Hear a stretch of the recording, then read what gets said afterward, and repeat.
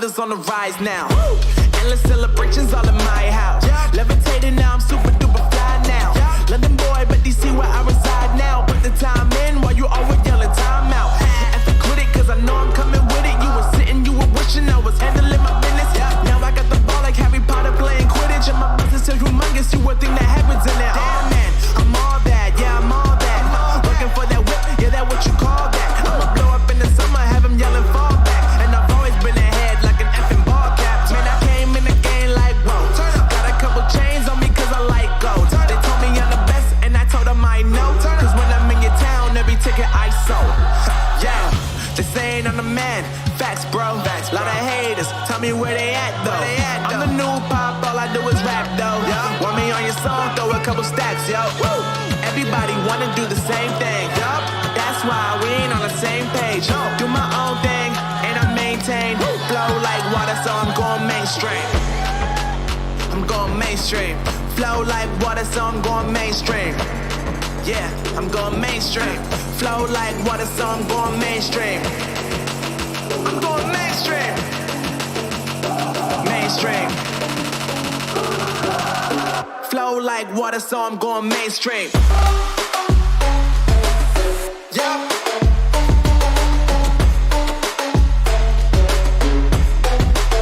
I'm going mainstream. Damn. Flow like water, so I'm going mainstream.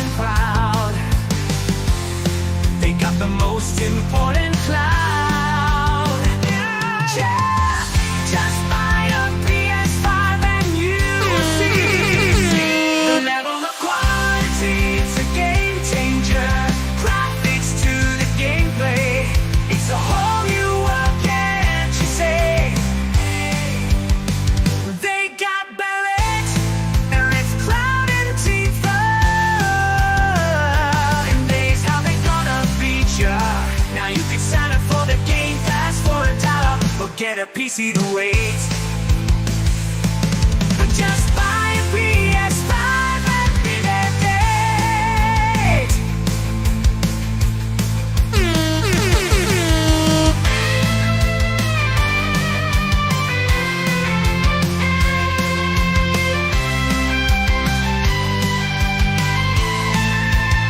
Just buy a PS5 and you will see the level of quality. From the graphics to the gameplay, it's a whole new world, can't you say? I'm tired of the same old game, playing on repeat. Gotta break free, gotta find something sweet. Then I heard about a brand new thing, a gleaming dream, PS5.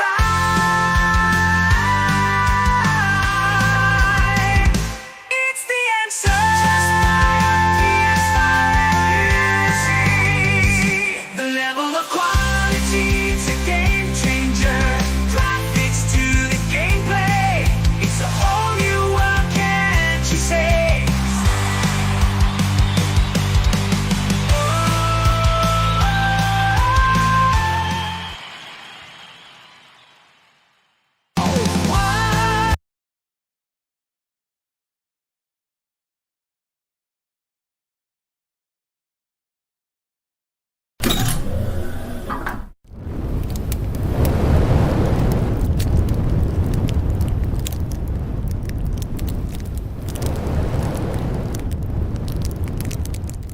Scrubbers I was talking about. Then they end up being just for us. PS5 Pro stepping on the scene, gonna stomp you out with its powerful machine. Machine learned, coming at you fast, you're gonna learn the hard way, this will be a blast. Games that's what we bring. Unleashing the fire will make your ears ring. You can challenge us, but you can't compare. PS5 Pro reigns supreme. We're true play, ain't no chance to survive. PS5 Pro taking the throne, it's our time. Step aside, we're in control of the game. Machine learning coming your way, and it's gonna bring the pain.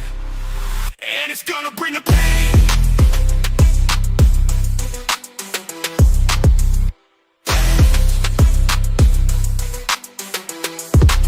Mark's already gonna whisper in your ear about more SSDs. Machine learning you real. Now on the yacht, Herman bringing in the goods. How smart can this little guy be? He knows what dance in our machine. We'll bring it to gamer. Can't wait to be seen. No chance to survive. PS5 Pro taking the throne. It's our time. Step aside, we're in control of the game. Machine learning coming your way. Producing technology useful in both worlds.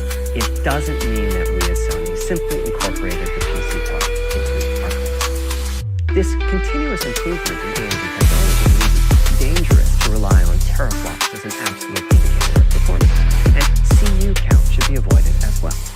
In the case of CPUs, ain't over no chance to survive. PS5 Pro taking the throne, it's our time to rise. Step aside, we're in control of the game. Machine learning coming your way. It's gonna bring the pain.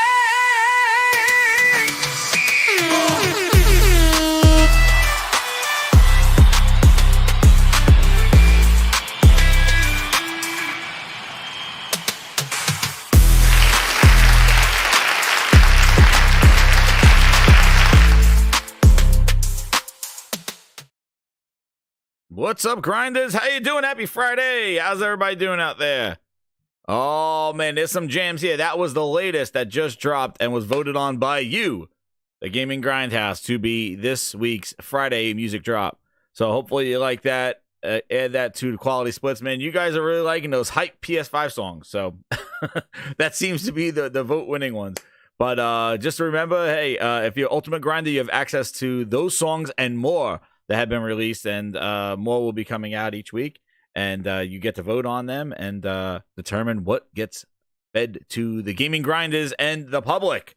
So got those jams there, and we get to use them on the show. I can't use them on the show unless they're voted in. So that's the Ultimate Grinders tier for the VI, and the VIPs help out too with the voting there. But more coming your way. But you have access to the whole unreleased playlist. There's about like 7 more songs there to the Ultimate Grinders that I'm putting some music videos with some of them, and some of them I'll just put them as releases, but I got some new ones that really awesome. The quality splits we'll play down on the outro. But shout out, speaking of the VIPs, shout out to all the VIPs coming on in here. How you doing, Twisted Sync? What's up, Compost Smurf? How you doing, man? Robert Lawrence, what's up? How's everybody doing? Yes, it's a Friday Grinds Bite, man. It is wild. But shout out to the VIPs. And then we got our Platinum Gaming Grinders here. Golden Grinders and Platinum Grinders, man. I can't believe people here over 2 years. I thank you so much for the support and everything that you do here. And then we got all list of Ultimate Grinders that grows by the week, every week. And these are the ones that definitely get to listen to all the jams as they release and give me some ideas, too, actually, for what the next songs will be. So shout out to the Ultimate Grinders, Platinums, and VIP Grinders.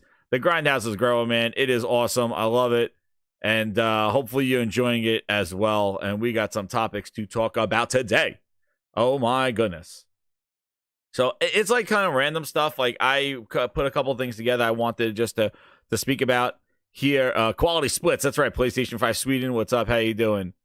The Seam says a good night and goodbye Xbox. I do have a couple of those. There's a couple of songs in there that akin to that one. But yeah, that sounds a good one there. Game over. Game over. Anyway, I'm proud of some of them that I wish they do get voted in because I want you guys to see them because I think they're freaking good on those. I like them. I listen to the jams all the time, man. That's what's awesome. You can put them in a playlist and just listen to the songs. That's kind of I do.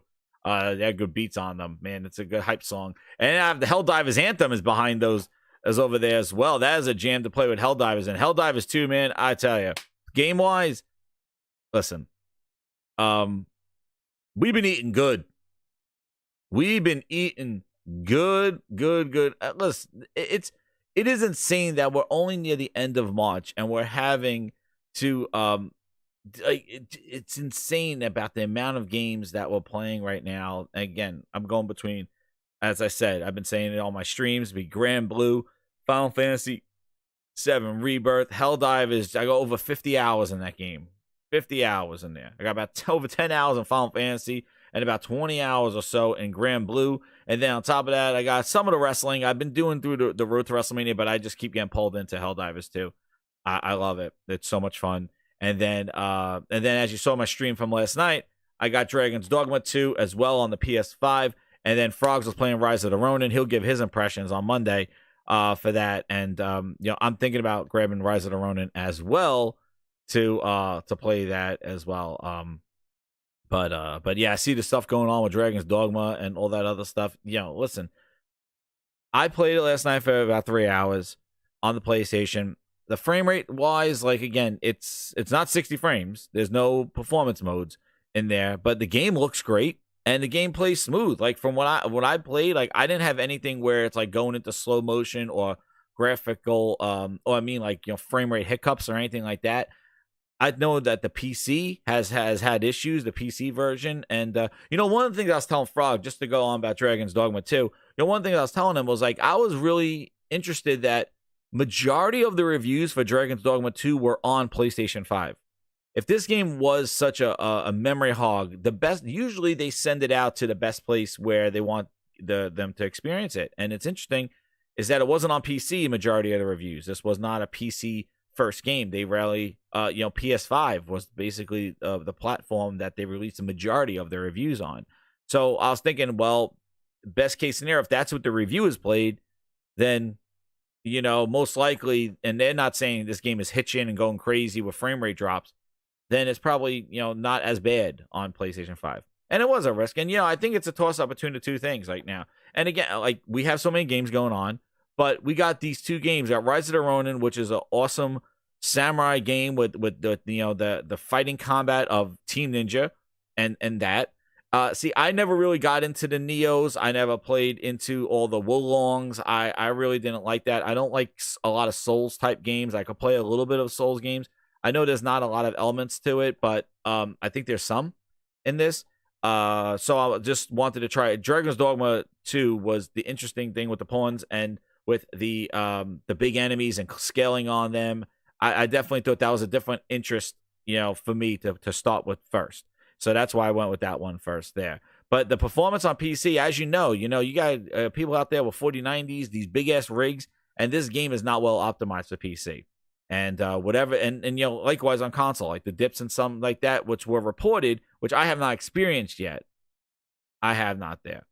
Yeah, and I know that Rise of the Ronin does have some mechanics like where you lose your karma, things like that. It has some elements like a big parry system. So it's definitely interesting, and I wouldn't mind just running around just slashing a bunch of ninjas and things like that and samurais. But hey, buy what you want. The information's out there. But I had to say a little rant on this stuff, just caught hot off the presses with this Dragon's Dogma 2 stuff. I'm sick, and this is the thing that just ticks me off. And I feel this is the thing that I feel as a consumer, and I know a lot of you out there are the same situation about consumers, right? Specifically about this Dragon's Dogma stuff. I am sick of the day after these games are on release date getting these, we hear you, I'm sorry. And I'm just like, after you do pre-orders and pump the pre-orders and pump the reviewers and pump the media, that we get these I'm sorries. We hear you, we're investigating. Investigating? Is this some sort of crime scene? Because the crime you committed was that you charged us full price for a game and then coming back and being like, we're sorry, we're thinking it, we'll fix it. What do you mean you're fixing it? It should have been broken to begin with. And if it was, where were the reviewers? Where were the reviewers and all this stuff? Because now they're saying, well, in the review packet, these microtransactions were in there. nobody mentioned it in all the reviews I listened to and I watched and read. Nobody said like, oh, there's this potential for them to in-game items will be also, you could use real money to buy them. And some of those items are respawn points, the getting your sidekicks, those points. But it wasn't emphasized, like almost like how Shadow of Mordor was. If you remember, the Shadow of Mordor was similar to that, where the game was difficult, but you could buy things to make the game easier for you, right? And what I don't understand is, like, I understand these are like cheat codes, right? These are like cheat codes that you could pay for shortcuts and things like that. But for it not to be mentioned in reviews and not to be kind of put in there as something that could be something to think about, because there's no difficulty levels in Dragon's Dogma, right? There's no difficulty levels. So this game just throws things at you. So you may be looking for that easy way out. So let me go use my money and buy a sidekick that has, level 50. I could earn those points, or I could just go buy them. And the fact that they turn these things on when the game releases. But all these reviewers, nobody wants to wait to release date to get the I'm sorry emails. There they are. They're looking into it. I'm sorry. Everybody wants to get their review out first to get the clicks. Oh, man, I got to get my review out. As soon as that embargo drops, I got to get my review out, get my gameplay, tweet, click, add. Let's go. And they're rushing to get it out, get their opinion out there. And meanwhile, Capcom's sitting there waiting, investigating. Oh, yeah. And then drops the whole game. Rides on the hype of the reviews, drops the game, and then comes out with saying, we're sorry. That's a bull. That just annoys the hell out of me, that they do that kind of stuff. And turn them on at their release. And I know that, these games have been doing this. And I think it's something as gamers we all need to be made aware of. That, and yeah, you don't have to buy them. And they're not microtransactions you don't have to buy them. You could buy those things in the store. They're in-game items. The microtransaction is using real money to give yourself a kind of a cheat, a shortcut, in the sense that you don't have to go looking for this and earning them. Now, for all those items, I didn't go through and see if they're purchasable in the storefront and use with real gold, or if they're in treasure chests and then they're kind of rare and that's why you want to buy them. So I didn't go into that level there, but I just find that if you have, when you're putting items behind it, it's a little more like, if you just want to put coins in there and you could, instead of playing the game and getting the in-game currency, you want to buy some extra currency. Okay. Yeah, there. But when you start putting items in there that have gameplay things and they're items, and I don't know what their rarity is, that's where I think things get a little egregious. Like if you put respawn points behind an item, and then now you charge real money for that item, or you could go find it in the game or use in-game money to buy it. Now you're talking weird, and those items are tied to gameplay elements such as fast travel, such as redoing your character, because there's no way to redo your character or create another slot instead of deleting everything. And when you're putting gameplay mechanics behind items for the lore or whatever the hell you're doing, and then charging money for those items, that real money, that's where I think it's a little that's where I think it's bullshit. Like if you want to say $5, US is equal to 1,000 in-game credits. Yeah, genuine. You can't even start a second character on that thing. And again, you can't. And you could respec. You could change your vocation, but they put these gameplay elements behind items, and then they put those items in a store to buy with real money. Or you could get them in game. Yes, you don't need to buy them. But like I said, if you want to put the money behind the money, all right, those are microtransactions, but at least you could do that. But when you start putting an item and charging real money for that item, I don't know the rarity of that item. I don't know if those books or those, I'm not getting tons of pawn points to go buy people and when I'm playing. Like, I don't know where those are yet. So I haven't seen how limited these items are, that maybe you look at that store and go, yo, for $2, I need another spawn point thing to respawn places, because otherwise I'm walking everywhere. And then if you're over encumbered or have more heavy, it's slower because you get stamina drains. There's a lot of little gameplay elements here, but otherwise the game itself, I like it. I enjoy the game, but I'm just sick of like this stuff and the performance stuff. And we sincerely apologize for any inconvenience. Like, I'm done. Like, this stuff, dude. Gaming is gonna move forward. Like, yeah, we're gonna go. If you treat the customer like this, and pre-orders, they could wipe my ass at pre-orders. That's what I'm telling you right now. Nobody in this grind, you don't pre-order shit. Nobody pre-order anything. They could wipe their ass with the pre-orders. I would make it a vow of the Gaming Grindhouse. Do not pre-order. Buy it the night before midnight, to get the pre-order bonus. But don't pre-order anything. Anything. Any game. Do not pre-order. It's a waste of your money. Let them earn it. Do not pre-order anything. Don't be like, oh, this game ready for pre-order. I see people putting money down 4 months in advance. Get the hell out of here. Then you got to go get that money back from all those companies. No way. Don't take my shit. I pre-order at 11 o'clock before midnight to get my bonuses. That's it. 11:55. I'm buying stuff. That's what I do. That's what you should do. There's advice for everybody here. Do not pre-order. It's silly. It's a scam. And they use that as pre-money to gonna generate what their sales are gonna be for their projections. It benefits them. It doesn't benefit you. You could pre-order at 11:55 the night before and get your little bonuses. That's all I do. Get my little bonus. That's it. Okay, so Ace says that there's nothing super rare in there, just rift credits and stones that revive you. The wake stones. Yeah, and that's why I got to look at the store to see how much those wake stones cost. Because remember, if those wake stones cost for the 200 gold, 200,000 gold, then it's like, holy crap. But you can pay $2 for it. Like, I don't know how much they cost. There's a lot of little things that they can do to manipulate you to go buy them. Exactly.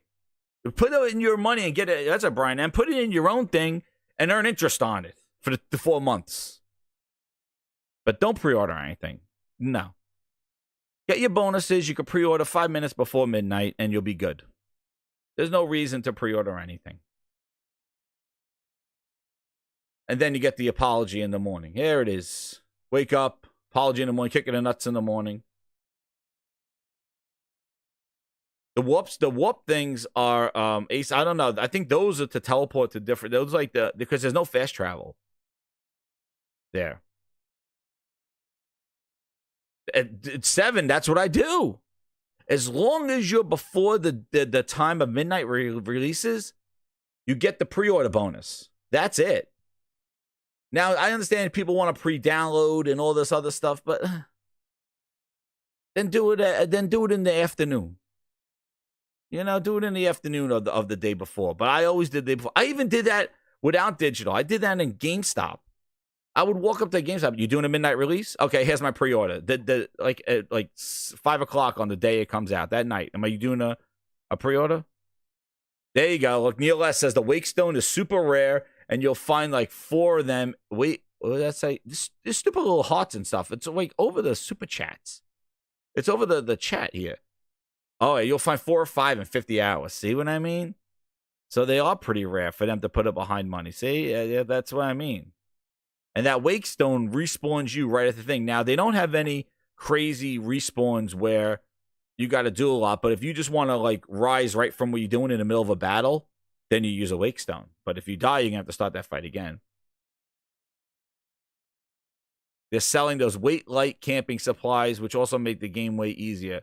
I think it ruins the experience by adding crap, especially in a single-player game. Yeah, Neil, I agree. So there's, like, shortcuts and cheats that they're putting in there. And they make those items rare in the game. And then, yeah. Yeah, see, that's a lot of... That's Capcom scam. Scammy. Still going to play the game, though. I'll let you know how bad it is, you know, going into that stuff. But I will You know, definitely. But here are the items here. The Auto Metamorphosis character editor. So that's an item that you could buy. That's to change your character. So if you don't like, everybody's making fun of my Conan the Barbarian legs. Well, I got to use one of these. So, you know, donate if you want me to edit my character. Because I got to buy this thing. The Auto Metamorphosis, the Ambivalent Rift Incense to change the point the inclinations. The Port Crystal, that's the warp one. The Wake Stone, restored the life. So these are the things that are in there. Like they're in the game, but they're rare. The Rift Crystals, that's to buy your sidekicks. Escape from a goal, a makeshift goal key, and a hoppy lore item. Yeah, see, they're putting game, and this is some scammy shit. They're putting gameplay, like, you know, game functionality behind items, and putting money on them. Yeah, that's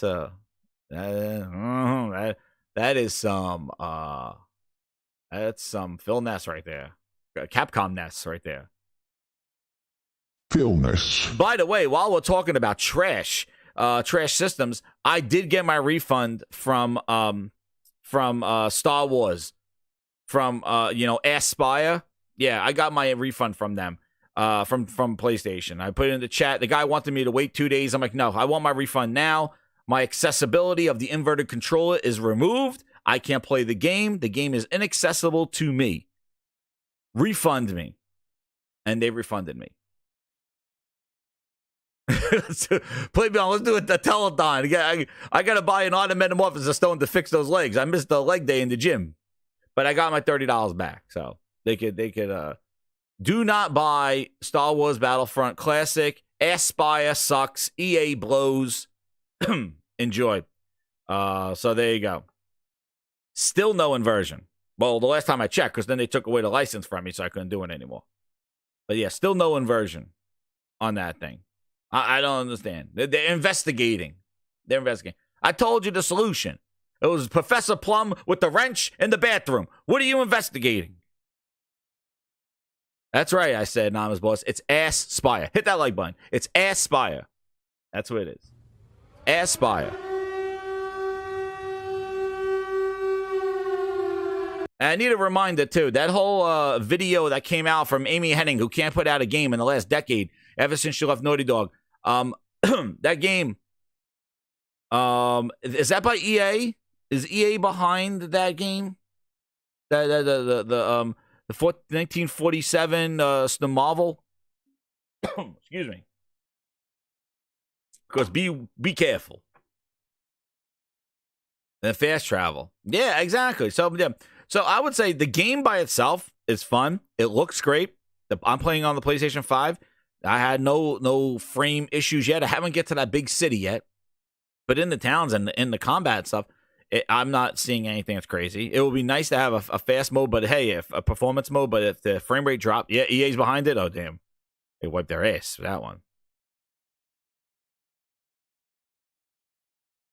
Yeah, they do that. They do the same thing. It's just the weird thing with those games is that they're so linear that they're items that can make it easier, but you know, they're a thing like changing your character, you know, and things like that. The Wake Stone, like respawn, dude, those are some iffy items. Those are some key gameplay, you know, game elements. But overall, I like the game. I want to play more of it. I want to explore. I like throwing people all over the place with my Conan the Barbarian character. And then got my Red Sonja as the magician. I like the game a lot. I liked it from what I played. So, you know, but I definitely think this stuff is egregious and needs to be called out for, because that is definitely. Oh no! We suck. What's again. up, LM? How you doing, man? But yeah, it definitely that's some horseshit right there. And then this whole we're sorry with investigating, like you goddamn Blue's Clues here. We're investigating. You knew damn well what the game was running on PC when you sent those review codes out. What do you mean you're investigating? And it's getting destroyed on Steam, because you know on Steam they got these rigs, and you know your game runs like trash on their $4,000, $5,000 rig. You're gonna get a negative review on Steam no matter what, because they don't give a shit about what kind of game you are. If your game is not running on their rig, you're getting a bad review. That's how Steam reviews work. They can't get the performance and stuff that they want. Your game is poorly optimized, lazy devs, bad review. But wait on that one. And the same thing with Ronin. Like, you know, Frog was enjoying it. He said that, you know, when he looked at it, he said it didn't look as bad as what it thought. I saw some pictures. You know, something that, you know, we talk about Halo trees. Those Rise of Ronin trees, they don't do them any favors. But from what I've seen on it. But I'm interested in the combat of it and the co-op. And even though I heard that the co-op is not like just open world co-op, it's only through certain missions you could do co-op. And then you got to kind of go through some more missions and then do another set of co-op. So you can't just go running through the game in co-op, which I thought would have been cool. And again, I've been kind of, I think we all have been spoiled by Ghost of Tsushima and just that atmosphere and things like that. But I think the combat here and the traversal looks really cool. Yeah, exactly, LM. You spend all that money in that thing, no way. And you know, because you're playing other games and you're running them at better, and that's the problem. You compare them against other games on PC and they work fine, and then you come to this game where it's like, oh yeah, well, it's not optimized. It's not optimized. And it all comes down to optimization, not capability. That's what we all need to realize. Same thing when it's like, hey, this will never run on a Series S. This will never run on Booster. It'll never run. It has to be optimized. There's a possibility it could run, but it has to be optimized. And when it's not optimized, that's the problem. It's optimization on that one. But yeah, so those are the two hotness. They released today, Rise of the Ronin and Dragon's Dogma 2. But I say if you're playing Final Fantasy, it's the better game. Final Fantasy 2, Final Fantasy Rebirth, incredible. The presentation of that game and the combat and the story, the music, man, I tell you, Final Fantasy 7 Rebirth is great. And Grand Blue Fantasy, that's another game too, which they say that calls a gotcha game, but I'm having a blast on it. I could see they got, you know, characters. They just added some DLC to that, and I could see, you know, a little bit of a grind there and stuff like that. But from what I played, I'm at the boss right now. I'm both satisfied. The battles have been incredible. The action's there. It's an action. The animation's really great. The character design looks really cool. So I recommend Grand Blue and Final Fantasy if you want RPGs right now. And, you know, wait on these two if you need to on that. And then just jump into Helldivers. Those are my recommendations. Yeah. And know what's crazy? Ace 2. Another thing, before we leave the topic of the Dragon's Dogma, and they do, you know, for the world of PC, this is another thing that I think it's unfair. All right. And I know I primarily play on consoles and PlayStation and things like that. I have I have gaming PCs here, but I do think it's unfair to PC gamers on the sense that when you have a Digital Foundry, they just show it on one configuration, and they don't show like multiple. Like I know there's channels for it to show it on different graphics cards and different configurations, but I think it's kind of unfair when, you know, a Digital Foundry takes the two consoles and then smacks it against their one PC and says, this is how it runs on PC. And it's just like, PC, there's so much variety. Why don't you at least use a couple of graphics cards and compare it when you're comparing a PC gaming thing? Like, I think it's unfair to kind of just put PC under one thing. And it's like, oh yeah, a 4080, a 4090, what we have. There you go. This is what it runs like. And that's not the one nobody wants a max out PC. Like, do a realistic one. But anyway, that's you know, I listen, I think the media, I think the gaming media, I think the gaming influencers, I think it all sucks. I think they all suck. I think they all. Oh no! We suck again! I think they all just get the script. These reviewers, I think they all just get the script and they read the script, and you hear the same like the same thing. And they're showing all B-roll gameplay and things like that. And they all say the same thing. Oh, atmosphere, gameplay, this, that. And I don't know. With streaming, with demos, with cloud, like, let us just try the shit out. Give us 10 minutes of the friggin' game and let everybody just play it and get rid of all the reviewers, get rid of all the PR, the ads, and all this other bull. Just put out a friggin' demo and let us play.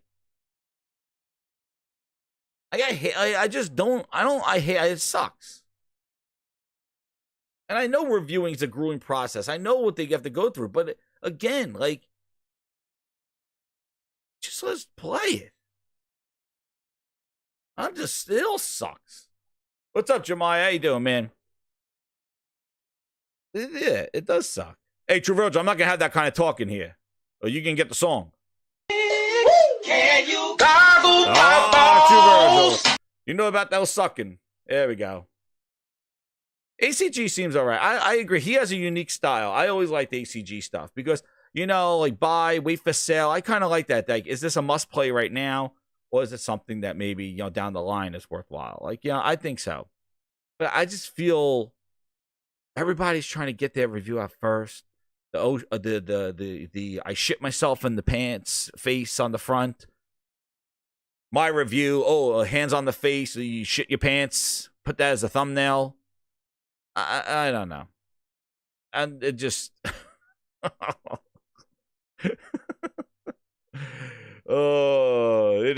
it's a freaking fiasco out there, dude. My review, hands on my face. Hershey squirts. The Before You Buy is a good one. Ace, I was watching those. Those are pretty good. I like those too. Oh my God. True Virgil says he goggles, Phil. Oh, Jesus. True Virgil, please. Oh, man. Oh, goodness gracious. We gotta see some pictures. I want a True Virgil's reaction when he sees Phil Spencer.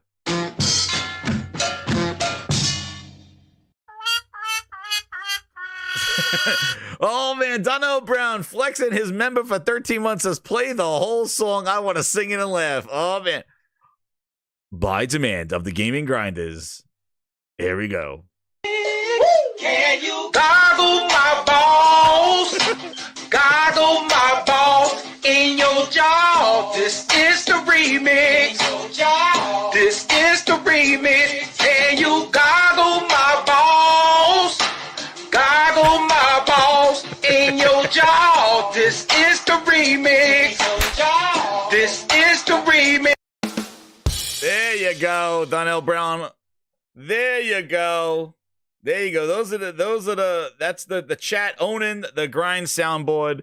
There you go. Thank you again, Donnell Brown. He wanted to hear it and laugh. Oh man. So let's see what we got here. This is yeah, that's right. I'm the only one that has the remix. I don't know where the original is, but we got the remix here. I don't know where what the original was. Oh, yeah. Maybe I can find the original. All I have is the remix. I like the Please. Yeah, speaking about we suck again, this is just, here you go. True Virgil, we need you down the Philippines. Something's going on down there. Apparently, hey, Team Xbox, they're calling out Carlo Carrasco, blue checkmark. He's telling Phil, call to arms. Phil, Sarah, booty, booty, booty, booty, booty. This game store inside the shopping mall, I don't know this name, Muntinlupa City, no longer has physical Xbox games in the store. Only games from Nintendo Switch and PlayStation 5. Where is your competitive spirit for the love of Xbox fans? Then tags Colt Eastwood Miles, Discourage, the Third World Gamer. Then save us influences.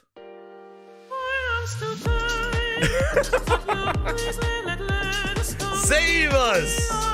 Oh, True Virgil's coming back with his 11. Oh no. Oh no. True Virgil's flexing his almost 11-month VIP grinder membership. Oh man, he's saying you ponies wish you could have the balls the size of Phil's. Oh my God, what are we doing here? Oh, you're my number one customer. Oh no! Oh, suck again. oh. Oh man, I'm getting a cough going on here. Danelle Brown with the 5. He says, when my wife heard that, she was like, what the hell are you listening to? Thank you. Sorry, Mrs. Danelle Brown. He asked for it. He asked for it. You see, Nick, you listened to the Arnold Total Recall DVD comment. Oh, it's on YouTube. I gotta listen to it, dude. It is hilarious. It is hilarious. I told you. See, Nick listens to the Gaming Grindhouse streams. I told you, listen to the Arnold Total Recall DVD commentary. He's like, he said he does it exactly like he's in the movie. He's just like, that's me. I got to go to Mars, and then that was the device, and I put it in my nose, and I put it there to hear a crunch. And then when I hear the crunch, I pull it out, and then I put it in the chocolate, and I threw it away for the rat, so then I could go to Mars, and they didn't see me because the device that was in my nose is now in the chocolate. And I'm on to Mars, and I go to Mars and get Cohagen and give those people air. That's the freaking commentary. It is the best commentary. It ever is hilarious. It is hilarious. He talks about it like he's really doing it. That's me. And even if you could find the Conan the Barbarian one, holy crap, that one is hilarious too. He starts at the credits. He's like, "That's me, my name." And then James Earl Jones. There's James Earl Jones. He's like he's commentating on the opening credits. He's reading the names. I'm like, it's hilarious. They just give him the microphone and say, "Just talk." He's like, James Earl Jones. There I am. There's my name. That's me. Then me a Conan. And then I fight the witch. And then she was trying to get me and take off my clothes and derobe me. And I was like, no. That's not now. Later. But she was an evil witch and tried to take my soul and wanted to have sex with me. I was like, no way. I'm Conan. Oh, dude, I'll tell you, I gotta watch the commentary. Now that they're on YouTube, I gotta see those things. I know he's not trolling. He's honestly that dude. They must have gave him a microphone and said, Arnold, watch the movie and just talk. And he's like, that's me on Mars, and there's Cohagen, and they think I'm Hauser. And he's like explaining the movie to you. He's like, you know, in the movie, they think I'm Hauser, but I'm Quaid, but I'm really Quaid, but I'm not Hauser, that they're confused. And then I go to Total Recall. And he threw her in the fire. Yes, when he throws her in the fire, he's like, oh! He throws her in the fire. It is crazy. Oh my God. Now I know they're on YouTube. I gotta watch it because I bought those DVDs, man. I used to watch those in college. We used to just drink and listen to those things. It was freaking hilarious. It was just hilarious. Like, and you just listening to it because it's like it's the you don't get any inside like behind the scenes or anything. He just talks about what's happening, that it happened to him. Oh yeah, definitely. What's up, Phil Bosch? How you doing? That was it, man. But anyway, somebody go save them. Colt Eastwood, get your ass down to the Philippines. You need to save the store. They're calling out. He called Sarah Bond and Booty. And then Colt Eastwood, get down there. On their little and their killer games that are it's the little Animal Crossing, my little baby little Fisher Price plastic Get toy. to the chopper. Miles, Colt, get down to the Philippines. Let them sell Xbox games. Like, what the hell? Dude, let me tell you something. Spoiler alert. Guess what? This is Phil reading that tweet right there. Ready? Spoiler alert. I'm here to tell you right now, we don't care. Let me tell you We don't care. I'm here to tell you right now, we don't care. Sorry, Carlo. We don't care. He don't care. He don't care. There is no more love. You are abandoned. You're like the crazy ex-girlfriend outside of the house going, I still love you, Phil. Let me in. Let me in, Phil. I still love you. I know you said you don't care about me, but I still love you, Phil. Let me in. gaming. Oh. Oh, Phil, that's what they're doing. Phil's like, I'm done with you. I'm done with you. I found a new love. The PS5 and the Switch. That's why I want to sell my games. I don't need you anymore. I used you and kicked you to the curb. That's what he's telling you. He told you that in the podcast. He don't need you anymore. He got new ladies called Switch and PS5. I don't need you anymore. I got what I want. You stupid asses bought Series X's when I didn't have any games for it. That's right. So he's not going to the Philippines. He don't care. I'm here to tell you right now, we don't care. Let me tell you. He don't care. He don't care. So sorry to you guys. And Colt Eastwood's not saving you either. He's all worried about his Google Gaga games. He can't save you anymore. He's all about PC gaming anymore. Now he went back. He's going to stop playing guitars soon. He's done. His Xbox stint is over. He made his stuff. Now he's going to go play. You go back. He's like all about now. He's like, oh, PC gaming's the. He went back to PC gaming. Please, these clowns. A friggin' circus out there. They used all your hopes and dreams. Power your dreams. They used you all. And the executives used you the most. Making you believe. When they weren't delivering. And you made excuses for them. And now, they're done. They're done. Listen, to be honest, how much have you seen? I can't believe the amount of ads and marketing material that we have seen for Hi-Fi Rush, Sea of Thieves, even Pentiment had some craziness going to it. I've never seen marketing so much. And if this means when they have to sell a game, man, they didn't do, listen, last year at this time in January 2023, right? People were hyped because Microsoft stealth dropped Hi-Fi Rush. Oh, wow, they just dropped this game. We need more, just stealth drops. Stealth drops. Stealth Drop did nothing for it. It made it a talk for the afternoon. And that was about it. You had no... Listen, it's the same thing goes for like even a show. Like if I have a show and I'm telling you for the week, hey guys, tune in Friday, and I'm kind of building that up, you're going to get a bigger audience on Friday than if I just had go live on Friday. And people wanted more of that. It's so stupid. Why would you do that to a game that actually was good? That's what I said. I was like, wow, if they knew they had a quality game in Hi-Fi Rush, they should have showed it at the Game Awards, because if you remember, the Game Awards of 2022, Phil had that face sitting in the crowd just staring there going, yeah, I got nothing. And it was all about God of War. It was all about Elden Ring. It's like, but Phil sitting in the crowd, like he had no announcements.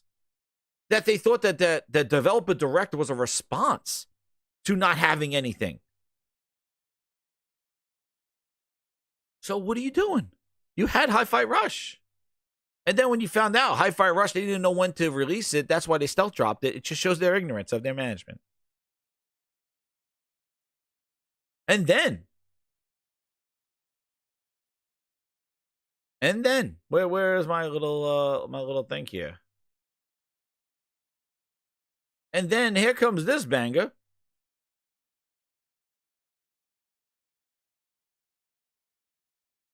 You didn't know how to market the game. Let's see if I can find it, because I don't like just saying that. Let's see, Hi-Fi Rush. What was it? Like release timing? Did not know. What was it? Did not know. Like it wasn't even strategic. Oh yeah, Tim Dog. Yeah, I'm gonna try to get Tim Dog on the Gaming Grindhouse. We'll try to get him on. I'll talk to him because we did a couple of shows, me and him on Twitter Spaces. On that one, he definitely, and when you hear him, I heard him yesterday. Same, I've been hearing him on the show. Like, yeah, exactly. He feels the same way that I felt back then. Now, Microsoft's a joke. Xbox is a joke, and I really think Satya doesn't know anything, and they're messing up too with the AI stuff too. Their idea is just to buy out their competition. That's what they're trying to do. That's their new strategy. They're not confident in their products. They show no confidence, and what they want to do is squeeze anybody that's emerging as competition. And they're scraping up, spending money on everything that could be a potential threat or addition to their vision. But the problem is that they don't have any kind of connection with developers, with consumers, to try to have them use the product. Instead, they're just talking big talk to investors. And they did the same thing to gaming. The big talk to investors. And then what they're saying is like, okay, well, this AI thing, buy it. So nobody could be bigger than us. Buy it. And then we'll tell investors that we're investing, and they're happy. But meanwhile, you're not gaining any consumers. You're not getting any use case scenarios. You're not demoing it properly. And what's going to happen is that Copilot is going to go away, just like Xbox, and somebody's going to come along and do it better, just like Game Pass. Sony's Pass just showed you, here's Game Pass, bitch. We just did it. Oh, but we got day one. Day one what? How often you doing day one of your first-party games? And I always said it. Game Pass was going to live and die by first-party games. And look at all this stuff that's happening. We're sitting here arguing about Neo, about a friggin' another exclusive game with Rise of the Ronin, after playing Grand Blue and Final Fantasy and Helldivers 2 taking over and selling like crazy. And then on top of that, you got Stellar Blade coming out next month. And then, a week before Stellar Blade is the Final Fantasy 16 DLC expansion. What are we doing? And all that's happening before we even seen any more information on Hellblade 2. And that's still coming out in May. They had nothing. Their whole first half of the year was them putting their games on PlayStation. That's it. Tell me how great that is as an Xbox owner. That was their first year. When Phil said last year, hey guys, I could see it now. I see every quarter. I see an Xbox game every quarter. I see it now. I see it now. Next game is in May. With no release date to Indiana Jones. No release date to Avowed. You got Hellblade 2 in May.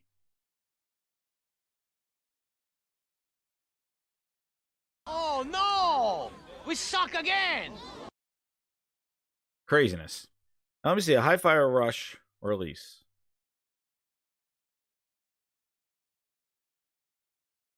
What is it? Inside Story. Well, let's see. I want to know the inside story, was it? Because I remember seeing. I'm trying to try to see. Hit that like button, grinders. Is this it? Is this the article here?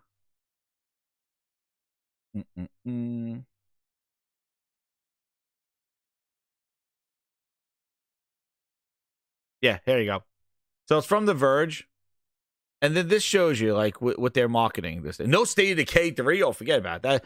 Phil said he was playing that game. Perfect Dark. I wonder if we're going to see Fable this year. Or if that wasn't just hey, guys, we're making something. Stick around.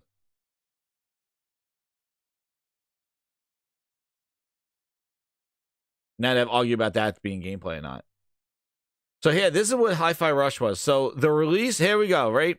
The release was literally quite a surprise as Tango Gameworks announced the project during the Xbox Developer Direct on January 25th of last year, then launched in a few hours. Here you go. Ready? Listen to this. The team had different plans initially, But once the COVID pandemic took place in 2020, they kept waiting for the right moment to arrive. Jonas mentions that between the fact that E3 was canceled 3 years in a row and Microsoft acquisition of Bethesda, Tango Gameworks publisher, the timing for a reveal seemed more and more uncertain over time. In the end, the developer direct marked the perfect occasion as the team was planning to release Hi-Fi Rush around that time either way. The idea was, why not just drop it there? He says, as a creator, you're generally nervous about how people will receive a project. We get nervous about risks, but I have to say that it worked out better than we could have imagined.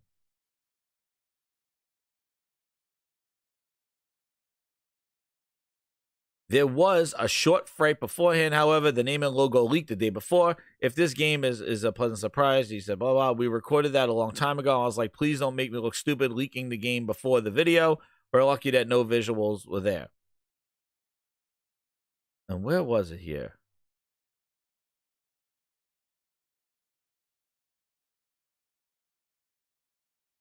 How did they not advertise this game?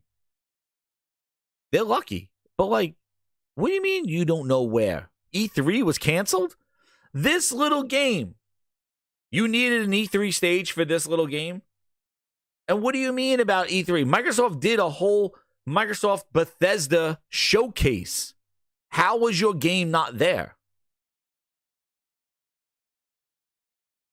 2020. You released it in 2023 of January. You're waiting for that E3 moment? So strange. So strange. Meanwhile, Microsoft did have an E3. They had their freaking showcase, Bethesda showcase, where Sarabon said Starfield's exclusive. What a story that is, right? Interesting. But anyway, soon after that thing launches, it launched when? About a month later.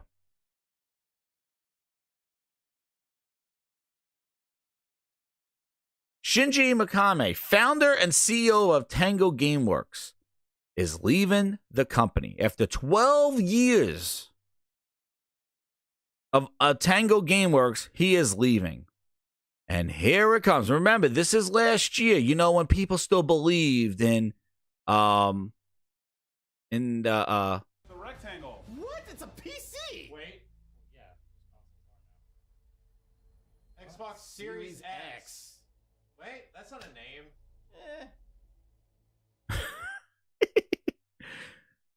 And we had tweets like this. Paul Mercado. How much you want to bet that people are going to try to twist this into something like it's Xbox fault and he's going to work for Sony? My dude has been talking about retirement for a while now. He's 57 years old. Let Hi-Fi Rush be his swan song.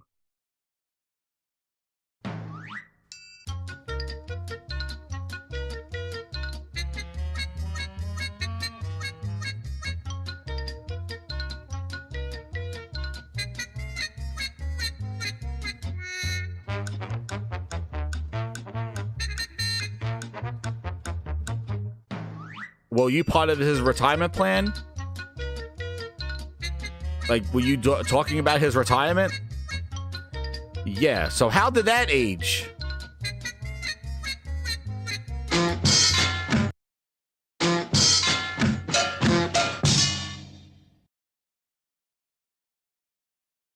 Shinji Mikami establishes a new studio, a surprise reveal. He left Tango Gameworks in early 2023 as an established studio right after Hi-Fi Rush. And he says right here, as a director and producer of Resident Evil and Evil Within series and more, Mikami has created numerous blockbuster titles. 96 saw the release of Resident Evil. He directed. He contributed to popularization of survival horror in 2010. He founded Tango Gameworks. He founded it in 2010. In October of the same year, then becoming part of ZeniMax, after which he directed the release of Evil Within. He also was the executive producer on Ghostwire Tokyo and Hi-Fi Rush, and then left Tango Gameworks and established his new company. Come on. So, do we add him to the list of Toys for Bob? I thought buying studios and buying publishers Microsoft, that security blanket, that cushion. I thought that was the saving grace. And we said this. Them buying up all this stuff, the people are going to leave and make their own studios and make their own stuff. And guess what? I wouldn't be surprised if Sony over there, Herman Holtz, does a quality split and goes, Mikami, tap, tap, tap, tap, tap. Mikami, come over here. Why don't you make a game for us? And now there you go. Mikami, brand new studio working with Sony. This is what happens when you just buy stuff for the sake of buying things. Toys for Bob says, we're out. We out. We want to go independent. Well, excuse me? Oh, this is great, says Bootleg. Oh, this is great. Oh, yeah, let them be independent and let them do. Why? Then what the hell you spent 2 years talking about $70 billion? And I remember back in October when I was going, you don't need to buy huge-ass publishers to bring games to your platform. You don't need to.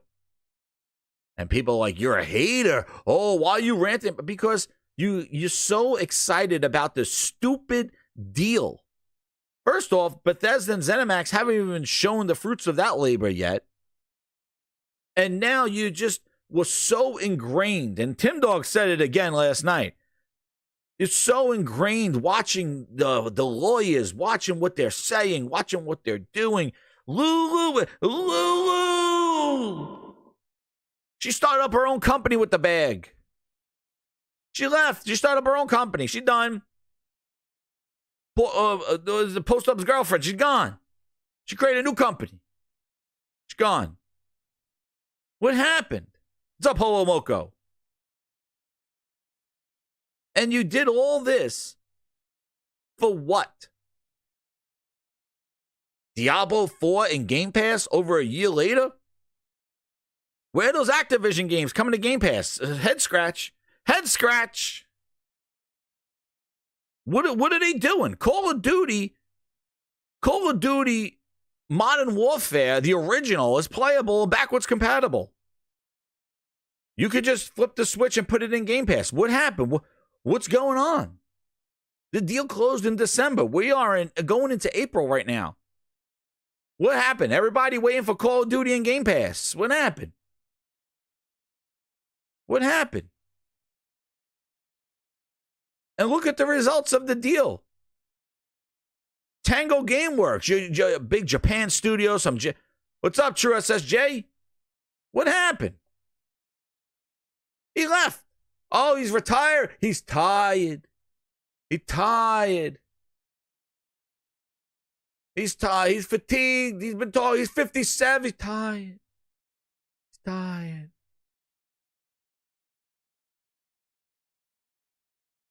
He's tired. Let it be a swan song. Bitch just said he had started up a new studio. He's ready to go. He heard that quality flute. He's like, bitch, I'm not retired. You could do all the coping you want. I just wanted to get out of Microsoft. I wanted to get out of Xbox. I want to get out of that trash. I want to go into Glorious. I want to do what I want to do. I don't want to make Game Pass for $1 games. I don't want to have my boss named after an asshole. Like, come on. How do you put that? I'll look at the org chart. They're going to look, the guy above you, his name is Booty. Get the hell out of here. Get the hell out of here. You mean my boss is the name of an ass? Get the hell out of here. I'm my own boss. I'm nobody named after an ass be my boss. Come over here with shit fingers, shitting up the place. He's like, oh, I'm Matt Booty. What is this game? Don't put your finger on it. Oh, shit. No, don't touch anything. Booty shows up at the studio. They're like, Booty, don't touch anything. He's like, let me try out this game. Oh, shit, Booty. Why'd you touch it? Oh, man. Well, what's this over here? You're working on something new. Is this good for Game Pass? Let me try it. No, Booty, don't touch it. Oh, come on, Booty. Ah, shit. Now I gotta start from the beginning. Ah, damn. Is it ready for Game Pass? Now it is. Thanks. Oh, shit. We're trying to make something big. He came in there. Shinji's like, hey, you know what? We finished Hi-Fi Rush. I want to make some DLC for the game. I think it'll be great for next year. Booty's like, oh, let me check that out. Let me see this DLC. And Shinji's like, no. Oh, shit. Booty. Shit finger strikes again. Now that DLC is never going to happen. Oh, sorry.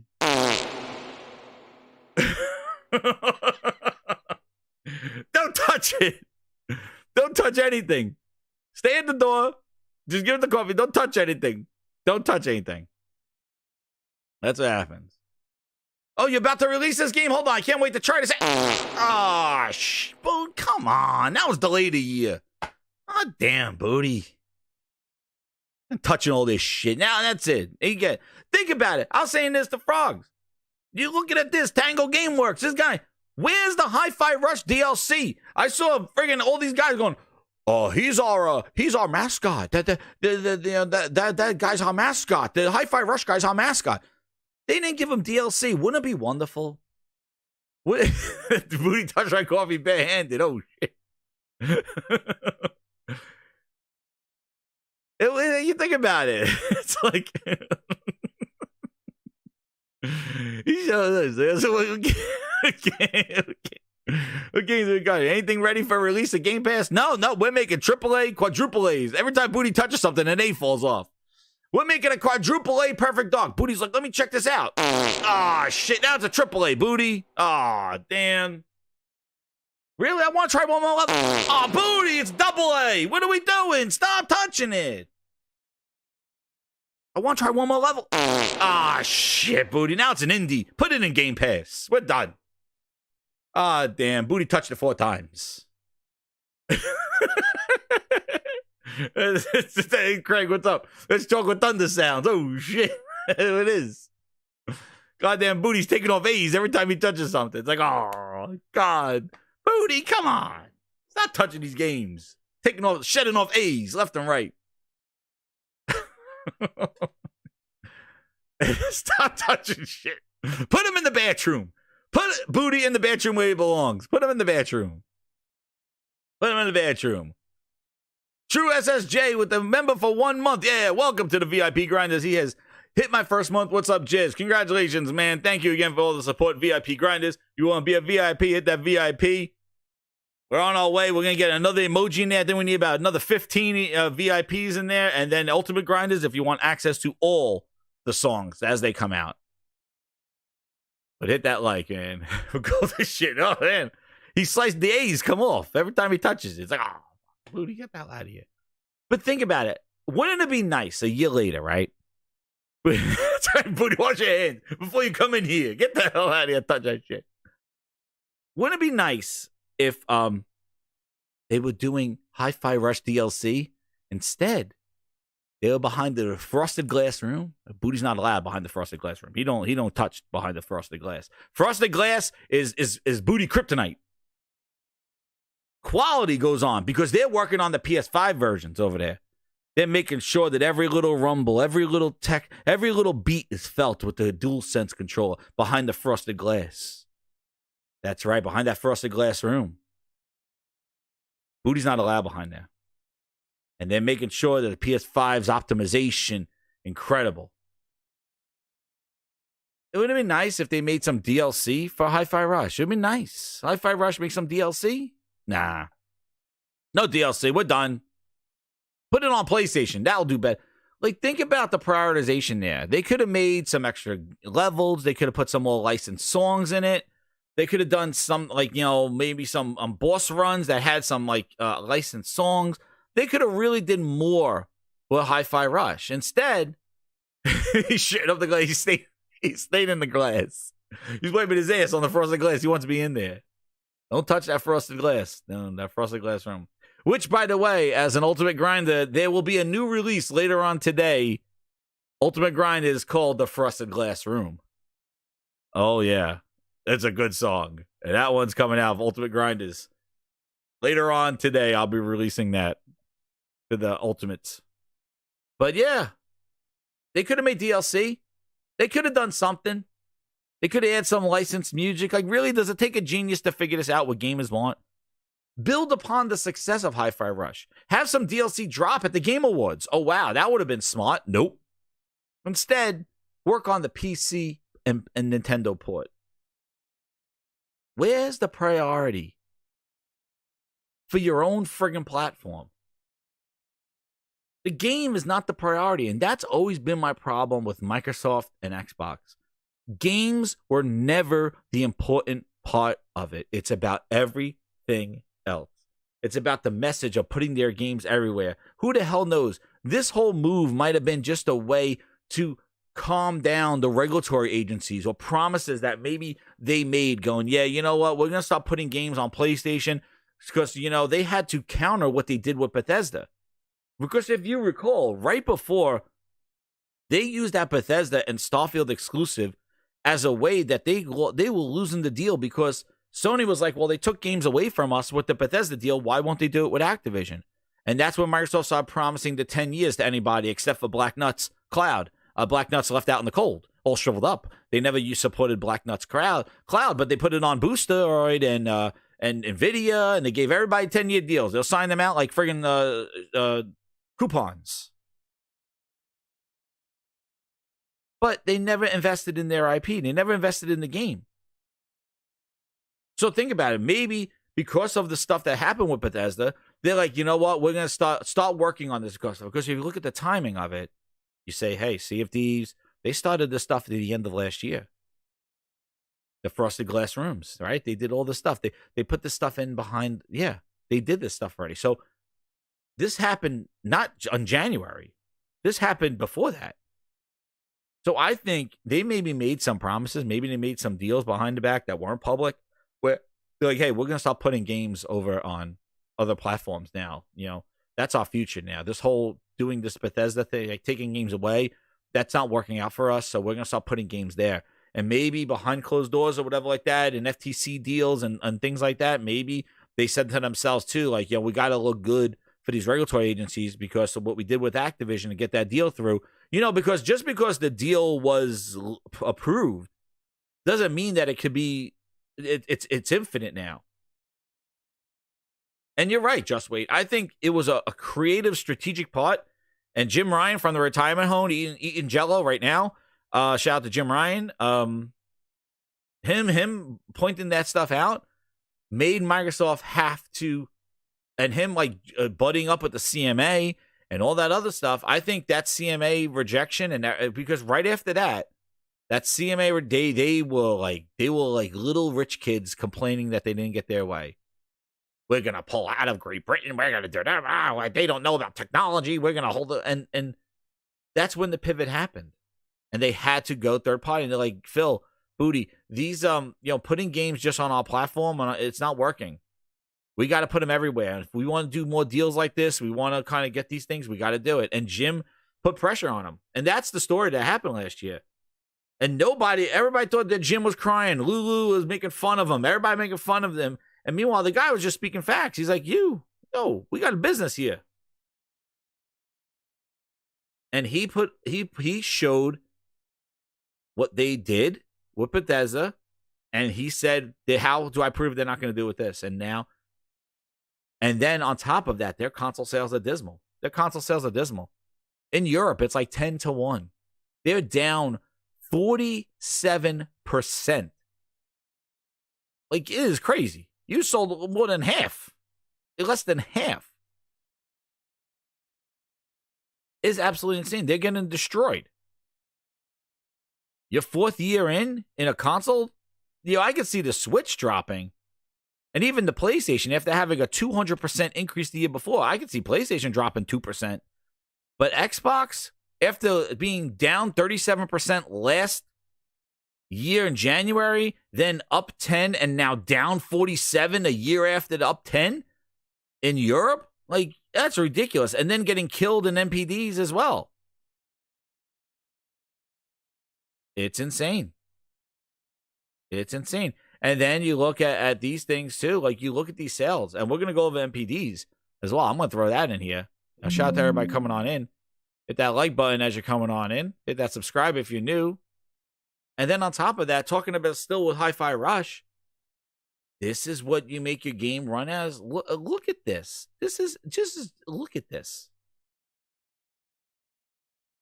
Like, you can't write a worse script of how to destroy your gaming brand. The 4th year of this gen, you are losing that many sales. And look at this. Look at the S of this game. Look at the shadows. Look at this. That is like insane. And then on top of that, the most powerful console in the world. What? Frosted glass room. What the hell is the gate?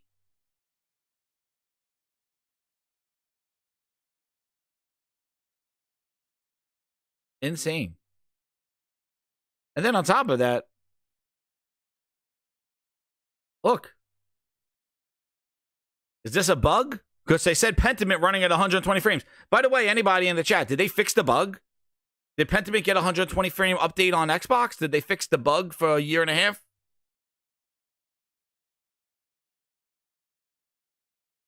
The PS5 has a slight improvement in shadows compared to the other versions. Hopefully this improvement will be applied to Xbox and PC. I'm telling you, that Xbox, the Series X, is held back with the S. Even when you're looking at Dragon's Dogma. They are, that whole series family, that X and that S is pulling down the X. And we said this from day one. When they launched that trash-ass Lockhart, we're like, no way, man. That is going to bring down the generation. Just putting stuff on the X and on the S. Because now they don't have like Series X exclusive games. They got to get this thing running on that trash-ass that S. Which has less power than the 1X, which they canceled. After 2.5 years. The PS5 has slightly faster load times. All your SSD haters. Cerny. On the board,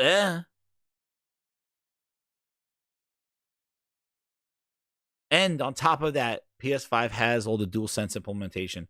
The stuff that you said nobody was going to use.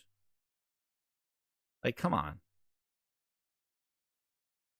You can't write this up, dude. You can't, like, this is the as a visual, as marketing, as a messaging. You cannot have this game run better on your direct competition. You better have a patch or something ready to go to optimize at least one of your Xboxes. Because now, not only people are going to wait, but they're going to wait for the better version of the game. And just like PC games say they could wait, when you're eating like you're eating on PlayStation with all those exclusive games, a Hi-Fi Rush that comes out in a year that's better played and better experience on your platform, hell, there's no incentive to go buy Xbox to play their games first because their games are coming out, they're getting dumped into Game Pass, and they're not function. They're not the best places to play. Same thing goes for a game that's exclusive to their platform. PC, console, the X is not the best place to play. S Starfield. It's not. This is just not good news. Like, this is not good news for the brand of Xbox at all. And then here, remember our good friend? Remember our good friend? Where is he? Phil Spencer, baby, let's go! Remember when Final Fantasy 14 went on stage? Remember? Yes! Oh, Phil's on stage. Phil Spencer! There it is. Phil Spencer, baby, let's go! Yes! Yep, Phil Spencer, let's go. Yes! Yes! Not only do you have to pay to subscribe to play online with Final Fantasy, but you also have to pay for Xbox Live. But also the Xbox version, there are coins. The new currency is revealed, the Lodestone. Oh, damn. The Lodestone. Oh, man, what a load it is. What a load it is. Hold on. Okay. Holy Spirit, activate. Oh, no. Holy Spirit, no. Oh, no. activate. Holy Oh, Spirit, what a stone. activate. Lodestone. Activate. There is the Lodestone, labeled the post question. March 18th is the most focused on reveal the Xbox release on March 21st. But further down the section is a simply labeled Final Fantasy coins. These are a new currency for the game that's only for those playing on Xbox, and they're only going to be a payment method for Final Fantasy 14. It is a new payment method for me. That means that all service fees will take coins from the cost of the game subscription, the reoccurring charge needed to play the game in the first place, the purchase of in-game items. The currency is available in the Microsoft Store and will be credited to the user's Square Enix account upon logging into the game on Xbox. Square Enix has revealed that the exchange rate of real money to Final Fantasy coins, Philness coins we'll call them, the use of the coins only applies to in-game MOG stations. So you can still use regular payment methods by accessing MOG stations on a computer, but you can avoid buying the Final Fantasy coins.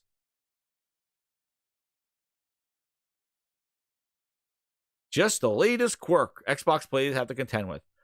You waited this long for Final Fantasy 14. Dude passed the goddamn kidney stone when Phil Spencer showed up on the stage, saying when we all play, we all win, and now that horse shit. And Phil Spencer's like, yeah, you're going to pay. You think we got Final Fantasy 14 on there? You know how many times I had to send Booty over to shit up the place to get Final Fantasy 14 on the Xbox? Microsoft probably paid an arm and a leg to beg that guy to get on the stage. He's like, I'm going to pay you so I show up on the stage. We don't want you. He's like, all you got to say is, and I will come out, but I will pay you to come on the stage because I need to be out there. So I'm going to pay you. You do this, and I will come out there. All right? I paid the influencers off. Dude's going to shit a brick when he sees me on stage, and it's going to become a meme. And he's going to be on the grind board as a clown. We'll put him on there. That's what we're going to do. I already told my influencers to watch out when you say my name. I come out. I'm going to pay you. But Phil, how are you going to get the money? I'll get the money back. We're going to make Final Fantasy coins. That's how we'll get the money back that I just paid to get you on my platform. That's what happens. All right, now do it now. Ready? Here it comes. Here we are, influences. Influences. There we go. You got the memo. You got the memo.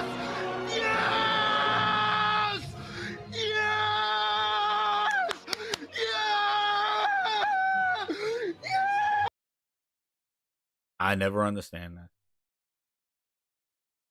Phil Spencer didn't even announce anything.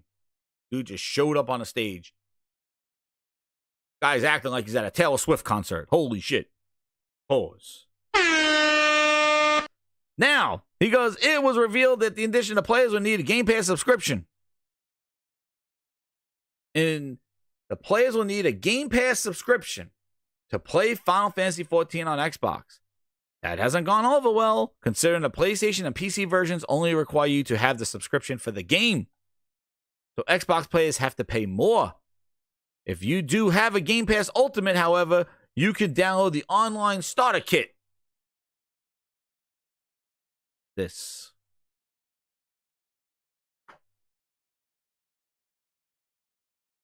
Anybody write this? Here we go.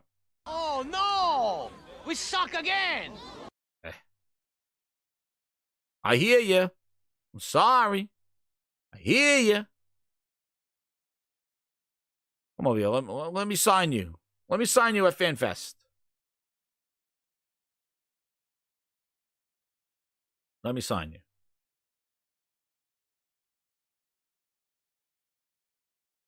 Now, we come down to this. Now, this is crazy. Another fascinating thing. So we have Toys for Bob that left. They wanted to become independent. Shinji says he's leaving.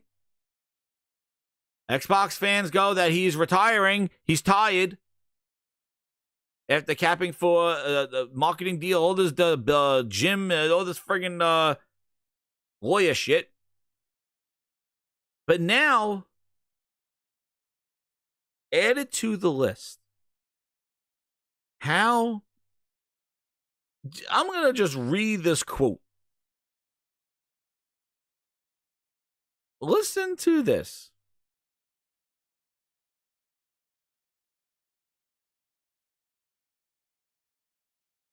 Regarding the release on Xbox, we have decided, in the interest of ensuring a superior experience for PC and PlayStation players, to reassess the possibility of an Xbox release post-launch.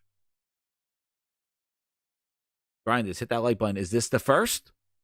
Is this the first time we have heard such things? I can recall a little game called Baldur's Gate 3 that said something of the similar lines. We want to prioritize the PlayStation 5 and PC versions because we just can't get it to work on the Series consoles.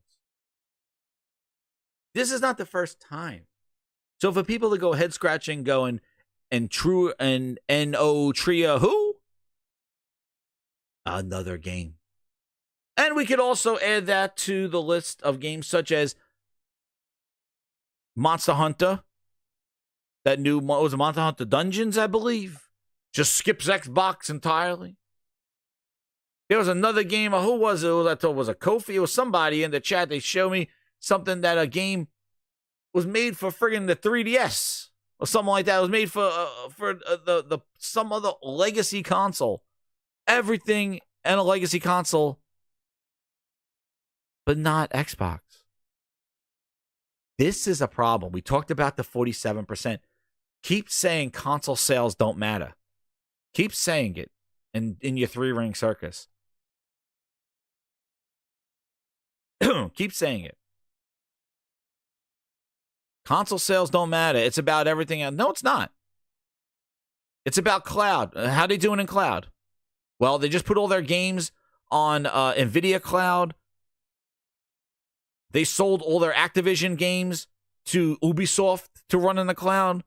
Sarah Bond and Phil said that the cloud's not growing what they wanted. It's just the people trying out games before they buy them. Game Boy Color. Thank you, Drep. There was a Game Boy Color they put the game on, but not an Xbox. Oh, but it's not about console sales. It's not about the cloud. Then it's about Game Pass. How them apples? Game Pass subscriptions are growing? Game Pass subscriptions flying off shelves? Stopped. No growth. Stopped. We'll see some growth on done. 33 million. They lost and gained. Console sales don't matter. It's about cloud. Nope. It's about Game Pass. Nope.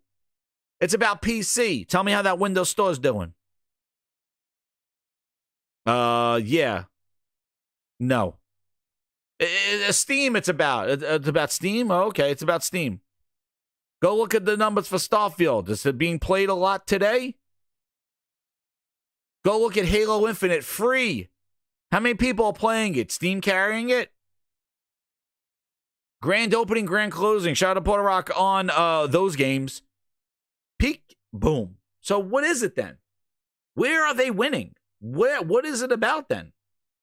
It's not about console, not about cloud. It's about Game Pass. It's about Steam. It's about Windows Store. Now it's about AI.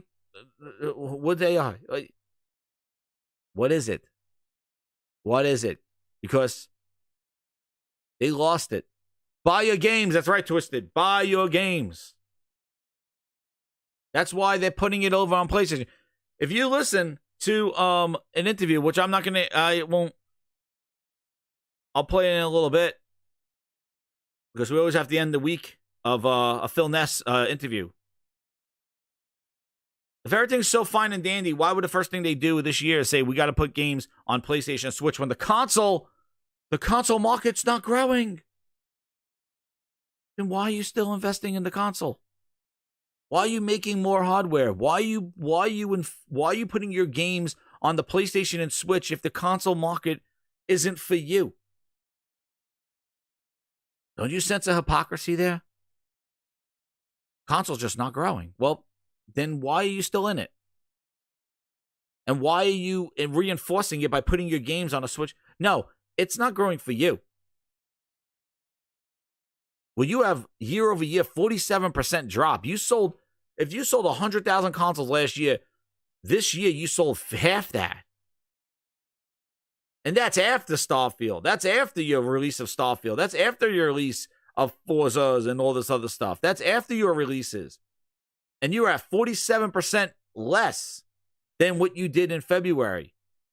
It shows exactly, just like with Halo, the pivot point. Leading up to Halo, they had a little bit of steamroll, a little bit of hype. And Halo came out with all the shit that was missing. Boom, hype dropped, lost the group. Then they were ramping up Starfield. Well, they had to wait a whole year because it got delayed. So a whole year, 2022, you lost a group of people because you had nothing. Then the next year, here comes Starfield. We're back. Redfall, Starfield. Redfall comes out, trash. Oh my God, Starfield's going to save it. No, it didn't. Load screens galore hidden behind the media. Now you're in the black hole. They're not lining up for Hellblade 2. Unfortunately, I'm playing it. I like it. But that's not a game people are lining up for. And I said, nothing they have left has the hype and power to even do anything after Starfield. Nothing. Hellblade Avowed? Come on. Avowed. They have potentials of maybe being a surprise hit, but none of that stuff is going to have the ramp up and hype behind Starfield. The Halo show didn't do any favors. Booty loves it. Well, as long as he sees Mr. Chief's ass, he's like, oh, there's another ass that works here. Think I'm not the only ass. Master Chief's ass. There we go. Get me on a rant about that show. Open the door loading screen. You get 3 loading screens to get off the ship. But then we see this. Console sales don't matter. How easy it is for this. And wait, you know the punchline's coming because, guess what? You think that this is entertainment. You think that this is all that happened? You think that regarding the fact that this company, whoever they are, could just come out and be like, yo, regarding the release of Xbox, what happened to the whole ecosystem? Oh, we're all one family now. What about cloud? More people to play. We decided in the interest to ensuring superior experiences on PC and PlayStation, where the games sell, where people buy their games. We're going to reassess the possibility of an Xbox release post-launch. You think it ends there? Oh no! We suck again! This game. No, this little program called ID at Xbox. Power to the indie players. Microsoft funds games to give them an advantage of running on an Xbox. Their ID at Xbox, Chris Charla. This program, ID at Xbox? Well, wouldn't you guess? There's more to the story. Oh no! We suck again! The game, Antria, the last song, was revealed at the Tokyo Game Show in 2022, and it is an ID at Xbox game. They took the money. Here it is. Of the ID at Xbox. Thanks, Microsoft. What worth as a song? deprived of its We're end. reassessing Xbox launch. They're an ID at Xbox game. Hit those like buttons, Holy Spirit. What worth have you, maskless one? A verse of an unfinished poem. Tell me they suck again. Oh no! We suck again!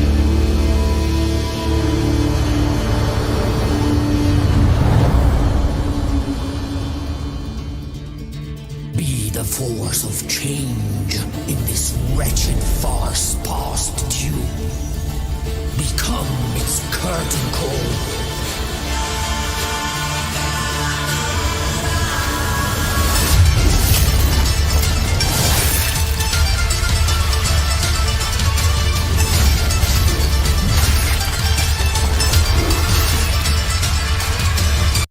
Look at this.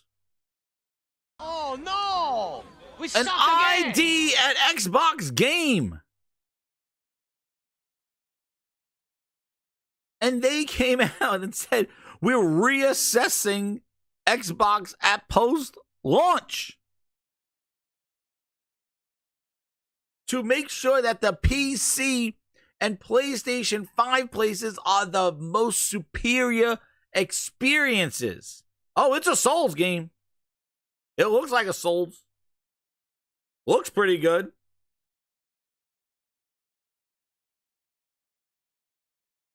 There you go. Look at this. An ID at Xbox game coming out saying we're going to reassess Xbox post-launch.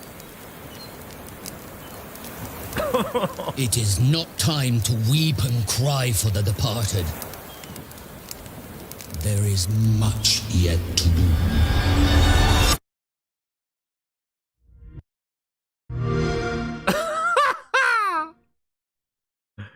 Oh, goodness gracious. There is much yet to do. Gaming. Yo. Time to weep and I gotta cry see that for again. the departed. There is much yet to do. One of the things I really What was that, Phil? being here is the families that are here. And we see parents with the family. They got a freaking Xbox logo. An Xbox logo. At first, this is how it came out. They said that there's no demo for Xbox. It's coming on Steam on August 21st, a PC, Steam, and Epic Game Store. And then there's no demo for Xbox. They said, what's going on? And then they go like this. The Xbox version has been suspended. Regarding the release on Xbox, we have decided in the interest of ensuring superior experience for PC and PlayStation 5 players, to reassess the possibility of an Xbox post-launch. Oh my goodness gracious. And here it is. Look, I'm telling you, it's Booster. They transitioned from Unreal 4 to Unreal 5. We managed to expand the game to elevate it in terms of content quality, going to expected AA standards. Booty, don't touch it. Don't touch it, Booty. Presently, the game offers 3 main regions, 40 hours of gameplay, more than 100 different enemies by an RPG system. We focused extensively on aspects of beloved Souls-like players, particularly diversity of builds and weaponry. Our skill tree, a mask switching system, revolutionized Souls-like genre with unprecedented building diversification. Currently, we offer 68 skills, 30 masks, resulting in 150 million possibilities. 120 available weapons, 30 aspects, stats, modifiers, 45 spells. We're eagerly anticipating the freedom of players we have within our game. And guess what, everybody? To the gamers out there, a demo will be released on PlayStation 5, Steam, and and the Epic Store, affording potential buyers with the opportunity to experience the game before making a purchase. Oh my God, who would have thought? We're confident and enamored with it. And this is why we provide us with the valuable feedback from players worldwide. Oh! We have somebody else that we got to bring into the fold. Oh no! We suck again! Regarding the Xbox, we have decided, in the interest of ensuring a superior experience on PC and PlayStation 5 players, we're going to reassess the possibility of an Xbox release post-launch. Oh. Illness. Oh, shit. Oh, my God. Gaming. Here it comes!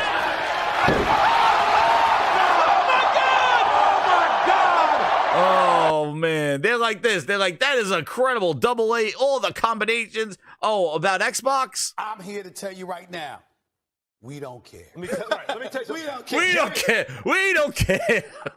We don't care. They took Booty outside and they went.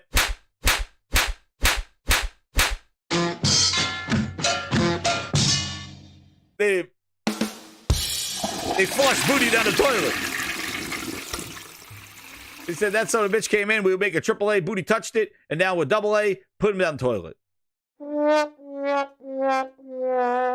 That's right, man. How, like, it is insane. It is You're my insane. number one customer. It was an ID and Xbox game announced at the Tokyo Game Show in 2022. And now they're saying, here's a demo for all you guys and Xbox. I'm here to tell you right now, we don't care. We don't care. We don't care. What did he say again? I love it. Let's do it again. We got, oh, yeah, at the last paragraph. Xbox. I'm here to tell you right now, we don't care. Let me tell you, We don't care. We don't care. We don't care. We don't care. Oh, and Phil Spencer's trying to go. Gaming. Dude, it is not even like delayed. It is like we are going to reassess launching our quality, our AAA game with all these combinations on that trash ass console. Oh man, Phil Spencer's sitting back. He's like, I would have been swallowed up. Have you ever been swallowed up? God. Have you gone through a time of swallowing where everything man. was overwhelming and you? And then, oh my God, can't. How? If it's not as blatantly, dude, it, and I think, I'm going to tell you right now, and nobody is going, I'm telling you, it is that friggin' piece of shit booster. It's the Series S that's doing this. And the dire sales of the console. The dire sales of the Xbox. And when you look at Xbox, what do you see? You see a bunch of cheap-ass piece of crap Series S's sitting there. And then you're looking at the X, and it's like, dude, the X, PS5, and PC, that's where we make the game. But if you look at Xbox, that is like 1/3 of their shit-ass install base. They got 25 million consoles, and 5 million of them are Xbox Series X's. The rest of it are friggin' booster boxes. That means if we put it on Xbox, we got to get our game to run on that old-ass piece of shit machine. That's what they got to do. That's what they're doing, dude. That's Series S boosters. And guess we just did this. Shout out to SNK Kev 411 with the 2. He goes, thanks, Phil, for promoting another PlayStation game. Oh, man. Oh. He's like, where's the lamb sauce? We suck. Twisted Sync with the 2. He goes, throw it in the bathroom. Illness. Throw it in the bathroom. You're my number one customer. That's what he said. But look at the install base. They messed up everything. And as you're coming into the third and fourth generation, the fourth, and now they're making their only next-gen consoles. This is why we need next-gen consoles, because the more power, the more, that's what they're doing. The power mark has moved forward. And the S is the anchor that's holding back Xbox. Because Microsoft is not saying, hey, just make an X version. Don't worry about S.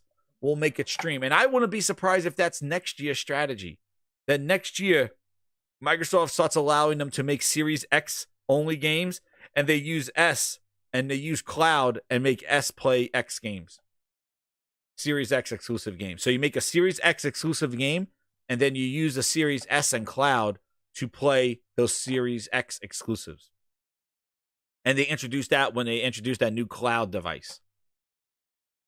They'll make the S booster enabled or whatever the hell it is. You got to cut off the S. The S is stop. And the problem is that your S was the most popular console. So you can't even say we can leave out the S, because the install base of an X for the development time and optimization for the X, it's the smallest install base of the smallest console. It's the smallest of the smallest.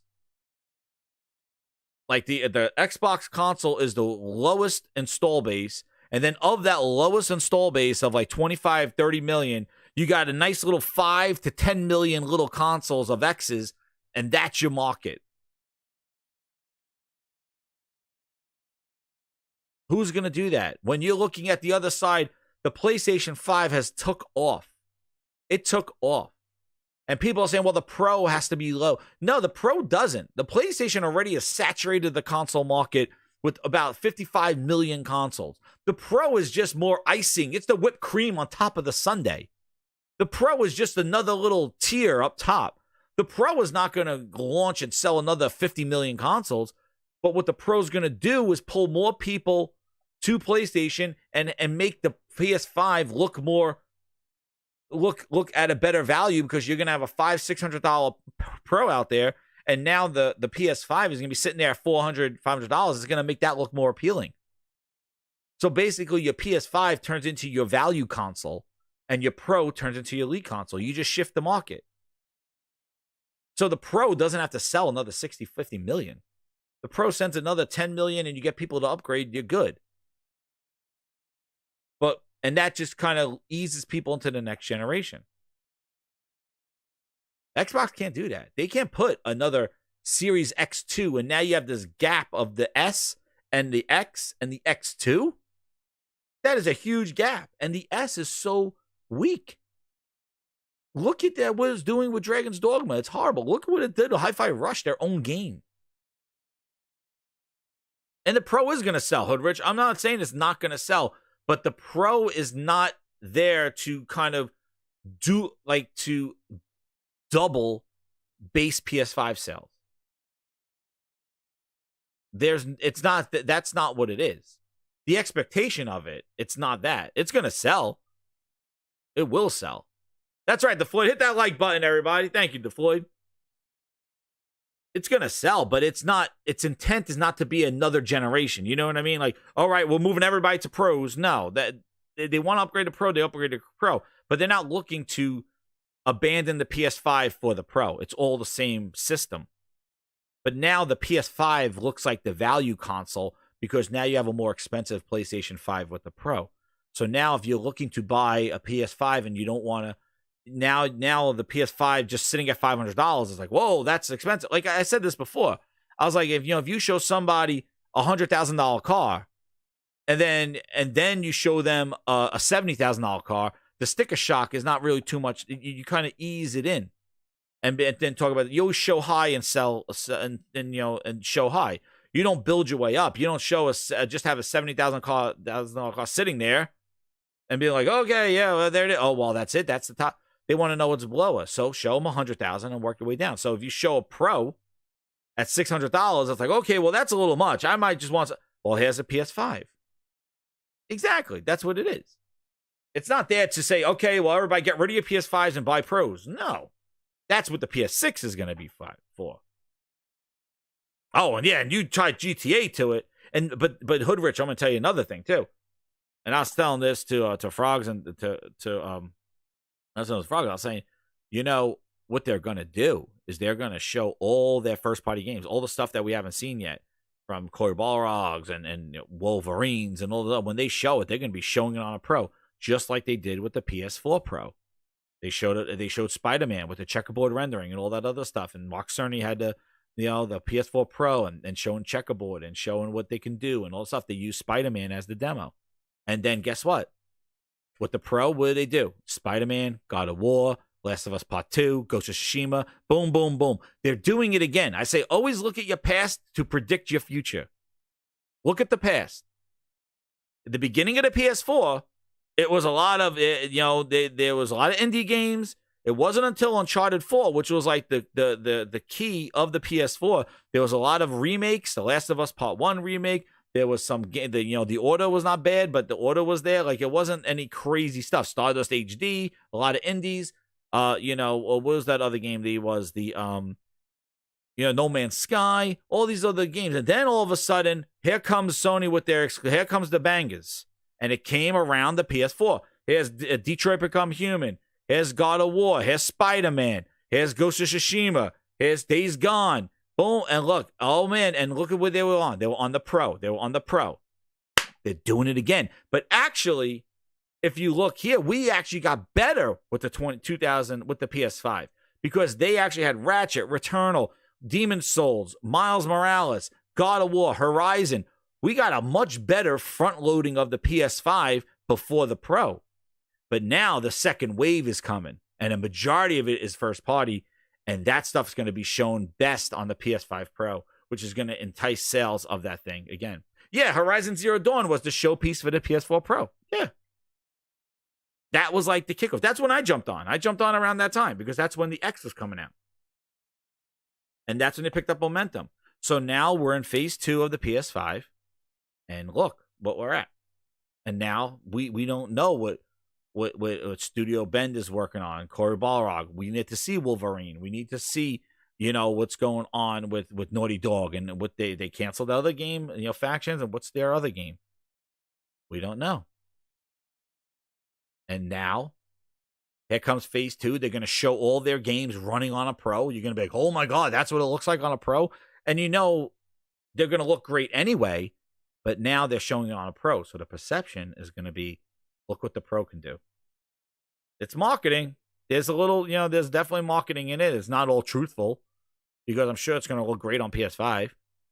But it's a nice little carrot there. But now your PS5 becomes your base. If Xbox makes another mid-gen refresh, your S is still the base. We said this. They got to cut off the S, because look at what's happening. Devs are just skipping it. And I'm telling you, it's a cost effect. They're like, hey, if we're going to make this game the best, let's put it on the best platforms. That is PC and PlayStation. That's the biggest market. That's where we're going to put our investment. That's where we can get our big rate of return. Why put it in a Game Pass on an Xbox where, look at the sales. Look at the Hogwarts Legacy sales. Look at where third party are selling. The install base of Xbox is so small, and the people are buying. Remember when we used to talk about attachment rates? A 7% attachment rate. Look at the attachment rates. You buy a console, what games you go buy with it? You want high attach rates. You don't want people just to buy. That's what happened with the Wii. People just bought a console, but they never bought games with it. There was no attach rate. And I remember it was a big thing in the 360. And the Dell, I'm telling you. And you look at it, I'm telling you, man. Yo! Ron M, 5 VIP memberships going out to the grinders. Thank you, Ron M. Here comes grinders. Yo, thank you so much, man. Crooked Vultures, the VIP. Scott, a VIP. Corey, VIP. Harlem PS Gamer, VIP. Welcome. Now you guys can vote on, when those songs come out, you can vote them on them. There you go. Now if you want to upgrade, you can be an ultimate grinder. You can get all those songs now. Mary Wilcox, VIP. What's up? But yeah, you can't do another gen. But it's crazy. The justification, dude. The justification, right? Yeah, a Soldier Tech Gamer. What's up, man? He goes right there. 82% of Hogwarts Legacy sales on a PS5, while remaining 18% are on the Xbox. Games don't sell. It's not even 1% attach rate. And Game Pass is the major reason for that. They coached that entire platform to just buy a console for cheap and cheap out and subscribe to Game Pass. And what has that done?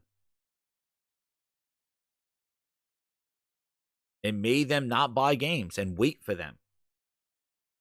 How appealing is that for developers? How appealing is that? Also, you know, one other thing I want to throw out there, we're at GDC time. And Ron M is the executive producer. He's recruiting more VIPs, man. Shout out to Ron M, man. Thank you for all your support, man. I really appreciate it. And then you look at, you know, last year at this time, they were talking about Project Moorcraft. If you ever heard of that. And it was where we were talking about paid demos. Remember, they were going to make developers, they were going to make developers make demos or sections of games.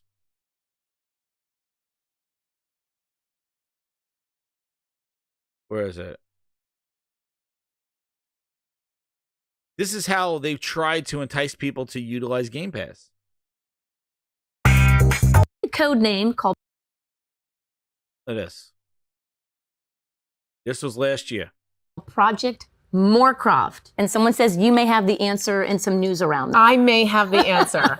So we had realized, we were sitting around as a team thinking, we said, you know, remember it used to be you go to E3, you go to PAX, and you would go visit some of your favorite creators, and they would have a piece or a level of a game that you could sit there and play. Yes. And there would be someone from the studio, like right next to you in your ear, being like Matt. you know, press that button, go under there, do that stuff. And you would get to experience the game, and they would get to generate excitement about what they're building and what's coming next. Those opportunities are getting smaller and smaller and more difficult to replicate. And they're especially difficult for indie developers, smaller studios that don't have, you know, as much resource to necessarily put on their own show, attract a big audience. So we said, you know what, why don't we take Game Pass and make it like the show floor? Why don't we make it possible for a developer to take a piece, a level of their game, release it into Game Pass, generate excitement for what's coming, and also get that really valuable feedback as they're tuning and preparing their game for launch. So, Sarah, I got a question for you. So demos are great for all the reasons you just outlined, right? As developers, we love them, get the game out early in the hands of players. They're also work. And it's work that tends to show up when you're trying to get a game done. So how are we going to work with the developers to acknowledge that that's extra work that we would be asking them to do? We really recognize that. It's important to us that everything we do has benefit for both our players and for creators. So as part of this, we've set up the program and structured it so that the developers actually get financial compensation for the game and actually benefits them financially, and also get the benefit of the great feedback as well. That's great. Yeah. Where is that? That was a year ago. What happened? That was a year ago. Uh-oh. Booty talking about work? Really?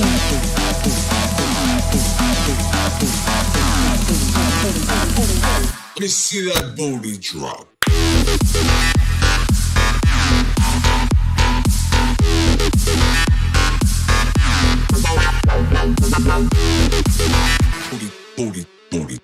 Booty bouncing from the studio, trash finger in tow, making quality suck, but Phil says it's a go. Game Pass got my back, it's alright or die. Even with trash finger, I'ma touch the sky. Oh yeah, booty bounce, trash finger quality. Ooh yeah, Game Pass got my back, don't you see? Booty bounce, trash finger quality. Oh yeah, Phil says it's okay, it's all for the Game Pass glee. Hey, booty bounce! Hit that like button. Holy craps. Yo, Ron M. member for 16 months. There he is, ladies and gentlemen, the VIP recruiter right there. He says, predicts the hardware won't be the biggest problem in the future. The game will continue to decline due to the overuse of contract workers. Yes. Mm-hmm. They use the contract workers, dude. They are just patching in. They're putting Band-Aids on leaks. That's all they're doing. Thank you, Ron M. They're putting that. That's what they're doing. And all these things, they're all scams. These are all scams to try to get people. Basically, what this is paid demos. Paid demos. You know, because at the time that this was announced, they were going after Sony for the trials. If you remember, the PlayStation Plus trials were coming out. And everybody, remember Dusty Bin was going to go, oh, well, Sony's charging for trials, Sony's charging for demos. Like, no, this is charging for demos. Game Pass demos, Project Warcraft. Look, Game Pass demos, aka Project Warcraft. Oh, but that's work, Booty says. Yeah, what's going to happen? Well, we're going to compensate the developers. Oh, really? Well, whose money? Who money? Oh. These are paid demos. And what's hilarious is now if you look, a new ID at Xbox game, they're dropping a demo to get feedback. Don't you think they sound like a perfect candidate for Project Warcraft? Right? Don't you think? A demo will be released on PS5, Steam, and Epic Store to experience the game before making a purchase. We are confident that they'll be enamored by it, and this will provide us with valuable feedback. Wow, that sounds like a great candidate for Project Warcraft. Xbox ID. It's an excellent opportunity to release this on Xbox Game Pass. No. We are going to reassess even launching it on Xbox. Huh. Wow. Guess that Project Warcraft was a great hit. I haven't seen anything about it in over a year. Again, another pitch. Developer, they don't care. Developers heard that. They go, I'm here to tell you right now, we don't care. Let me tell you We don't care. Jerry. Like that, where is it? This is what I mean. They just drop stuff. Just like, what did I say? Granted, what did I have as my YouTube short? Where's my YouTube short? Where is it? Right here. My channel's become the source of all just have like a library of here. Look. What did he say? Right here. Seamus, what did you say? Why can't I hear him?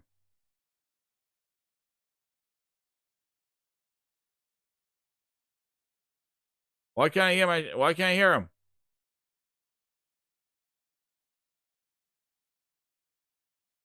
What's going on? Why is it not working? Can you hear him? I can't hear him. Gotta fix it. They just say things. They just say things. I don't know why my YouTube. Oh, here it is. Sorry. Exactly used to get. There we go. A little big mute button up top. Xbox off the ground, and that. All those years. There was a technique that we exactly used to get Xbox off the ground, and that technique was intentionally telling the public about stuff and getting a huge reaction, and then there is no argument internally, right? And so, in the case of their announcement, it was easy. You know, I'm sure there's a lot of dissension within Microsoft about those policies, right? And I'm sure that there is some sort of fiat that was thrown down about how those are going to be the policies because we have to protect our business and right? And you know, people who know gamers are like, "Oh my God, you're going to explode a hand grenade in your hand if you say that," and they did. Just throw it out there. See who bites. It sounded like a Sarah Bond pitch. Like, oh, this is another way of making Game Pass. We could do something with Game Pass. We could turn it into the E3 floor. Nobody wants to develop for your platform because the mind share is so low and the sales are so low. What do you think? You think 47%, and what Matt Piscatella shows, and when you look at all these NPDs and all this stuff that goes on, you look at all. You think that's just for us? You think that's for like just Twitter banter? Do you really think that? Oh yeah, you know what? That's just so like everybody can start yelling at each other, right? That's what all that is. You know, we just share all these stats so we could have like all these Twitter wars and all this other stuff. No. There's a reason why that's shared. Don't you think we're the only ones that see that? Development studios, third-party studios, investors, they all see the actual real numbers. We just get the general percentages to the public. Helldivers 2, #1 bestseller, 7th highest launch month revenue ever for Sony. Final Fantasy VII Rebirth, #2, that's with 2 days of release, followed by Modern Warfare 3. Oh no, Activision, what happened? $80 billion, where you make Call of Duty better? Make Call of Duty better for us. PS5 best-selling console, Switch #2, Xbox last again in units sold, revenue because it's more expensive. And all the consoles saw a drop of 19%. Yeah, when you have 3 players and one just cashes out, I expect console sales to drop. Xbox dropped 47% in February. You got the Switch that is on its last legs of, what is it, a friggin' decade. And the PS5 is holding the whole friggin' console industry on their friggin' shoulders. No wonder console sales are down. The Switch is done. We're waiting for Switch 2. Xbox checked out. They're like, whatever.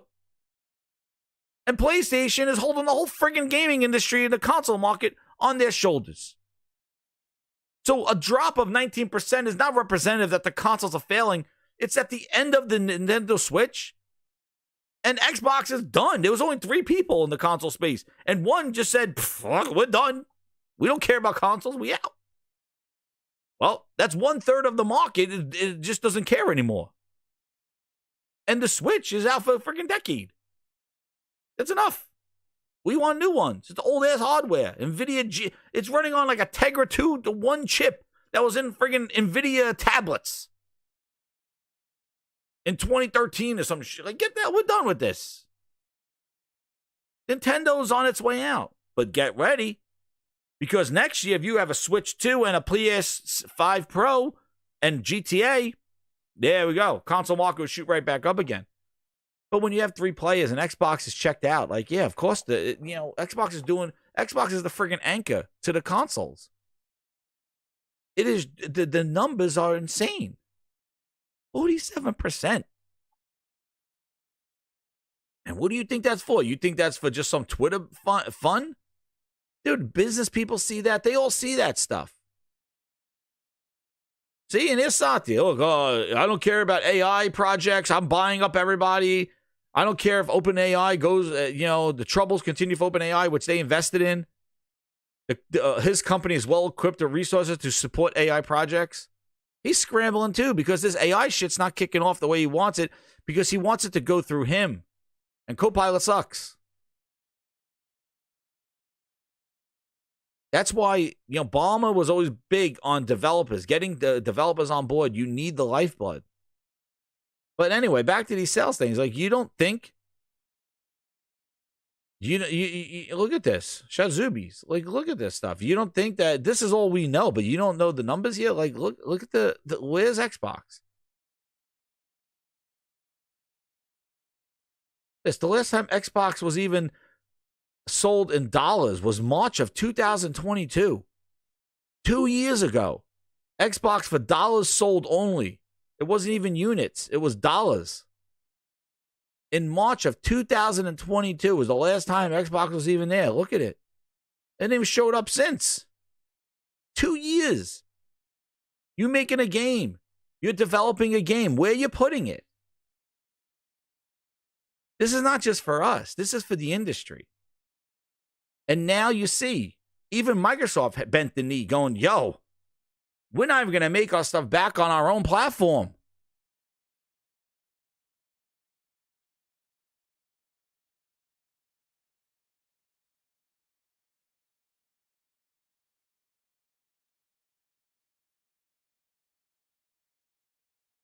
Like, come on. What are you doing?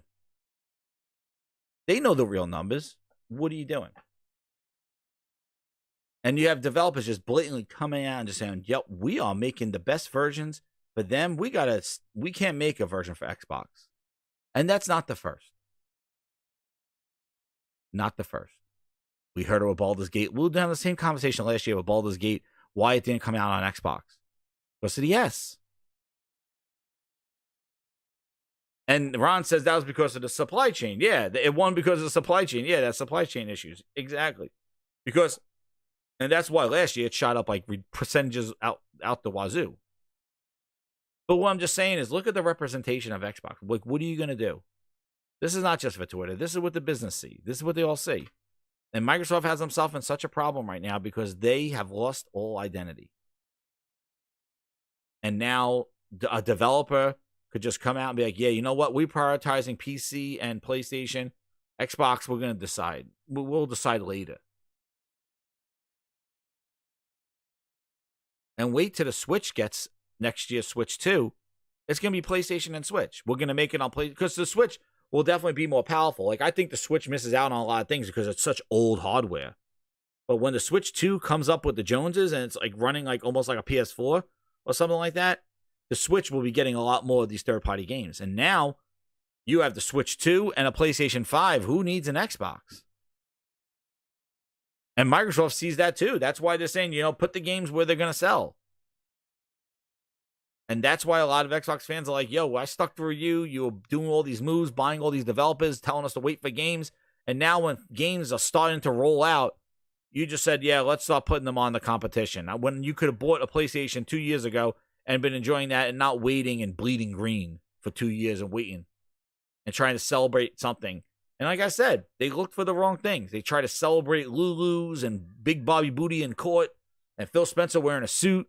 These are all W's, and it wasn't about the games. It's always about the games. That's the thing that we play. And if the games are not there, then that's a problem on them. And I don't understand how you celebrate a company that's not delivering what it's supposed to be and invest in it. And guess what? You're not going to get people excited about it anymore because it's never coming back. It's done. It's fading out. They might try to throw out a hardware or something like that, and you could even see like these clowns. They're trying to. They're trying to go any which way. Now they think like, here you go. Here's Mr. Yellow Chair. Now, an Xbox handheld. Yeah, that's gonna save the day. An Xbox handheld is gonna save the day. As much as I like my ROG Ally, well, there's your problem right there. There already is an Xbox handheld. It's called the ROG Ally. There's the Legion Go. There's a Steam Deck. There's the MSI Claw. What the hell is Xbox going to do when the market already, a small portable PC market, an Xbox branded console in this market is going to do something? They're walking in as the fifth player already. It's over. An Xbox handheld is not going to save Xbox. And also, too, one thing I do have to say to Mr. Yellow Chair. PlayStation 5 Pro needs to be for the casual consumer. It can't be $600. It needs to be $499.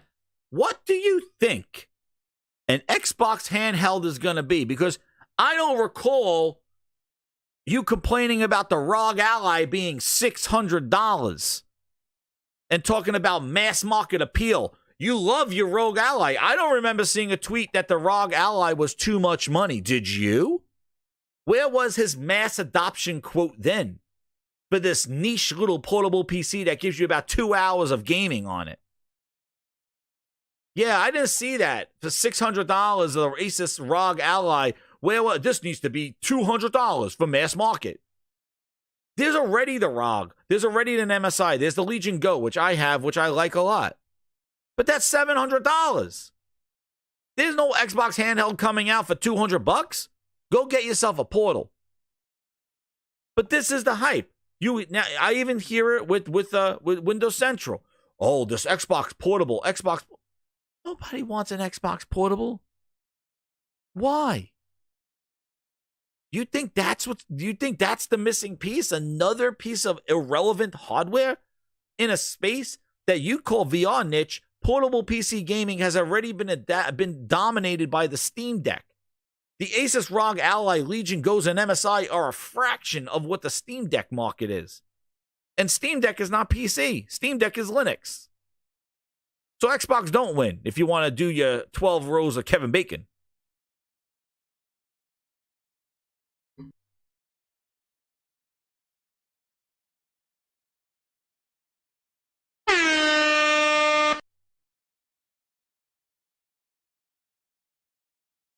Yeah, the Steam Deck already exists, the OLED version.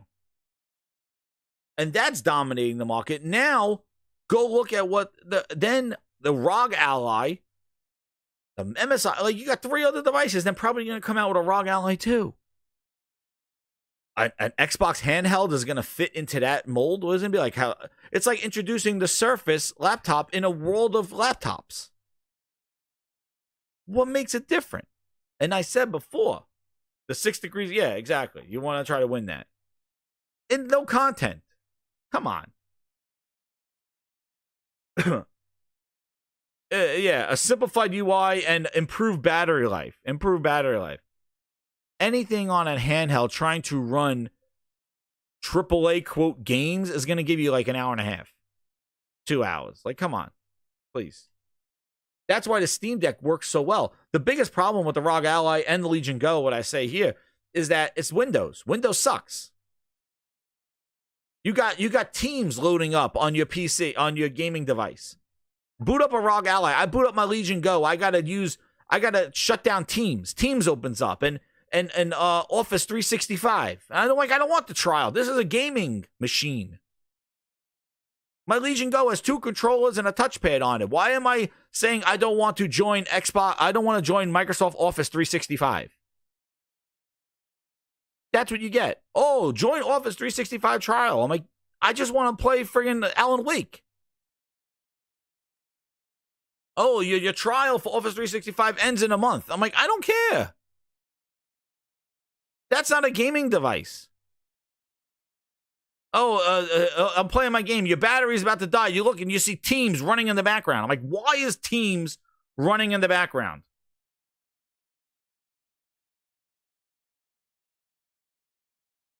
That is portable Windows gaming. And unless they turn that Xbox app into a big screen and it kind of takes over your computer and turns your computer into an Xbox, that's never going to take off. It does. It's terrible for gaming. Windows has so many. And know what, Westcon? It's terrible for mobile gaming. Even I can understand a laptop, but it's the same operating system on these portable machines. Some of them don't even have mouse pads on them. That's why I like the Legion Go, because at least it has a trackpad to shut down all that stuff. The Asus ROG Ally doesn't. But a portable Xbox, portable hardware that plays the Xbox games. Head scratcher, what Xbox games? Which ones? Which ones? Helldivers 2? Final Fantasy 7 Rebirth? What Xbox games? Pentiment? And guess what? The Switch plays Hi-Fi Rush. There's your portable Xbox right there. It's going to be the Switch. Your Switch 2 will be your Xbox handheld. But now you see that, and I'm going to tell you, when you go out into the Twitter streets and YouTube streets, you're going to see this false hype for the next Xbox hardware because they got to do a Me Too here. They are. I'm going to tell you, LM, like the detachable handhelds are pretty cool because you could hook that thing up. It's like a portable screen, and it's an 8-inch screen, and you could hook it up to your TV and sit back and use the two controllers as like a control without having to Bluetooth any additional controllers. But yeah, there you go. You got your Xbox handheld. It's called the Switch 2. What games? They don't make Xbox console exclusive games. And your PC games work on Steam anyway. You don't need an Xbox handheld. You don't need one. Because all their games are on Steam. Use a Steam Deck. The ROG Ally roasted my friggin' memory cards. That's why I returned it. But the Legion, I have to say, the Legion Go is great, but it's big and it's heavy. Pause. Oh, shit. Wrong one. It's big and heavy. But this whole, like, oh, this hardware, like, we just talked about hardware. Xbox Mindshare sucks. They're done. Nobody, who's going to buy a handheld? And in that market where handhelds exists. And what, to play Game Pass? Oh, please. And even that market's fragmented. The games that you get on the Xbox console are not the same Game Pass games you get on PC Game Pass. They're different games. So are you going to tell me that the Xbox handheld will play different games than the Windows? Like, it's too confusing. And you know what? It's confusing for nothing because people are not going to waste their time when they don't care about the content that's in there. That's the thing. Everybody's going, oh, well, this works on this one, but not on here. You got to sign up for this. And people are like, oh my God, I got a headache. Please don't even talk about it anymore. To play what? Hi-Fi? To play what? The Pentiment? No, thanks. But it's just like, I just see this stuff and it's like all the wrong things. Hyping up Xbox handhelds when you don't even know what the hell the next game is going to be. You should be saying, where's Hellblade 2? Where's Avowed? Where's the breakdown of Hellblade 2 and the combat systems? Where is all the graphics breakdown? What am I going to be doing in Hellblade 2? Is it walking? Am I going to be doing more traversal? Am I going to be riding vehicles? Am I going to be co-oping with somebody in Hellblade 2? Where's the breakdown of their games? We got tons of breakdowns for Stellar Blade, for Final Fantasy. Where's the breakdown? I've always said this. Where is the Hellblade? It comes out in 2 months, in 1 month now. We know more about Stellar Blade. We know more about these other games than we know about Hellblade 2. Where's the breakdown? What's the combat? What are the weapons? Is there a leveling up system? I've always say this for every one of their friggin' games, and they come out and they're flat on their face.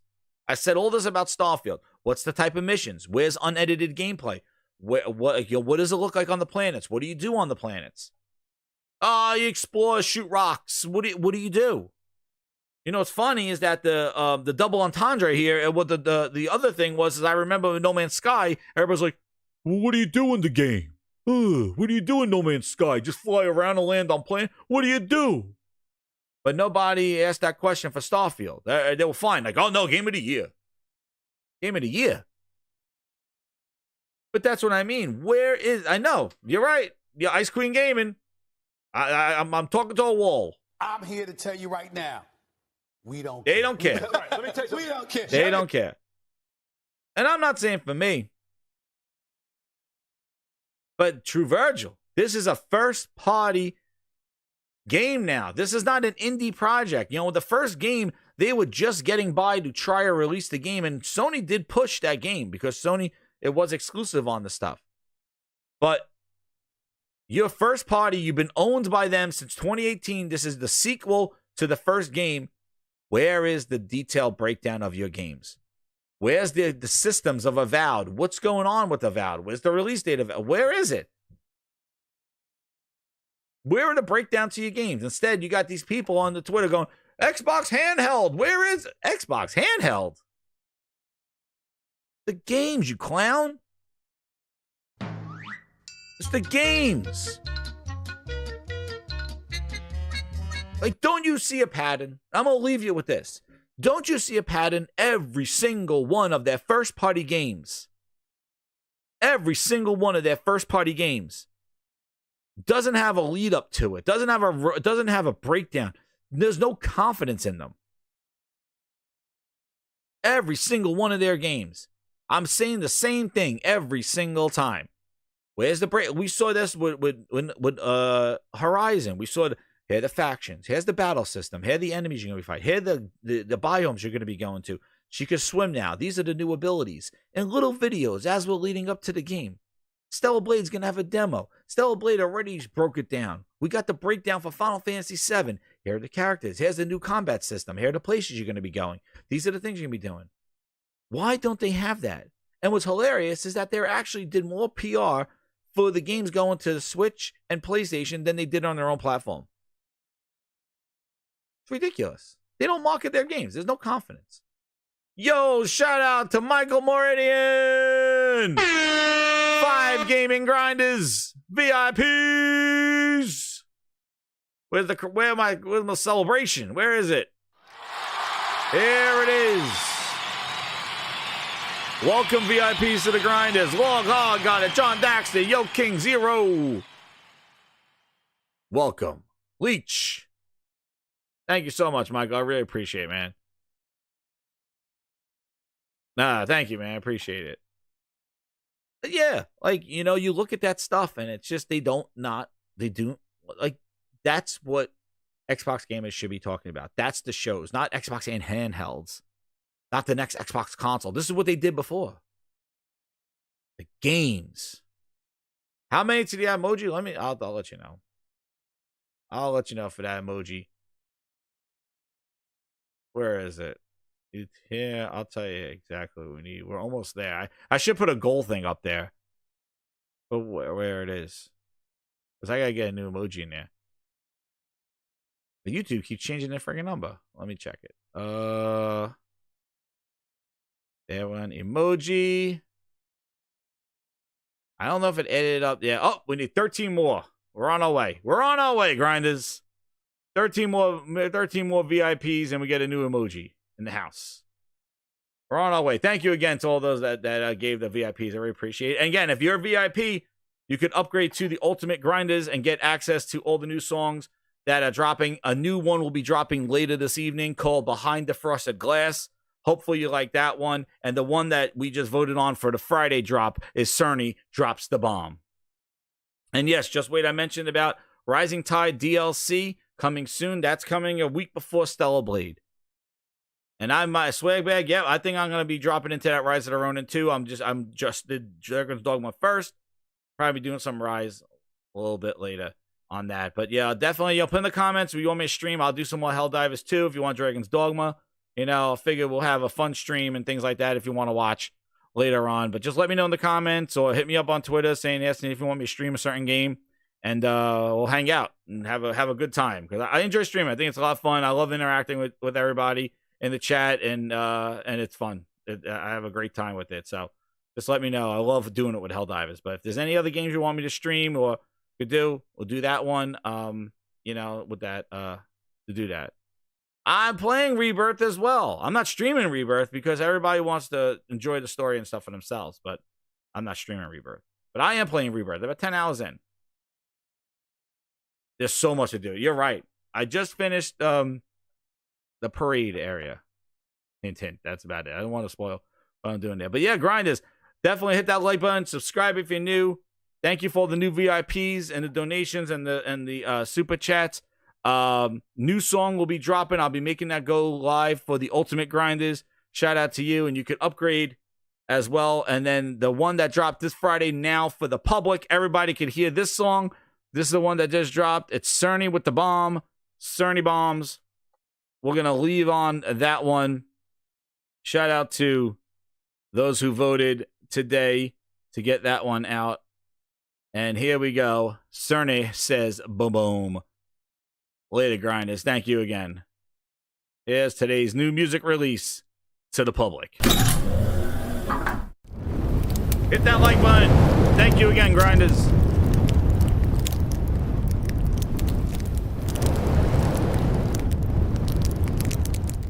Scrubbers I was talking about.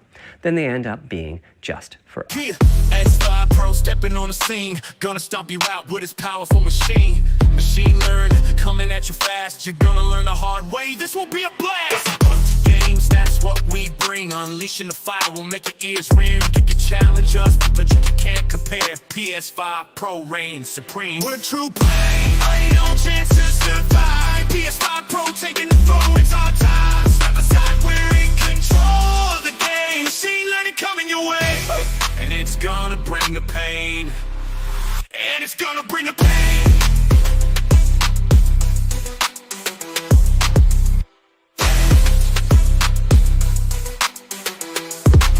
Mark's already gonna whisper in your ear about more SSDs. Machine learned you real. Now on the yacht, Herman bringing in the goods. How smart can this little guy be? He knows what dancing on machine. We'll bring it to gamer. Can't wait to be seen.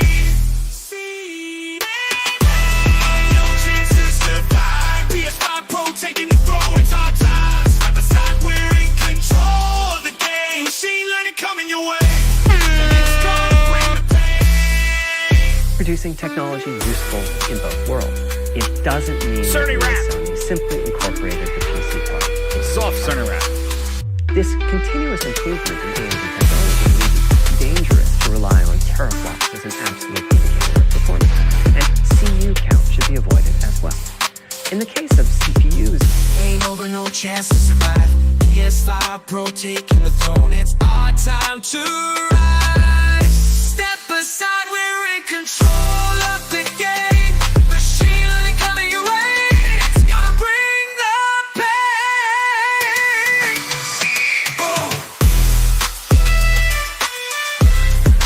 I'll do one more encore.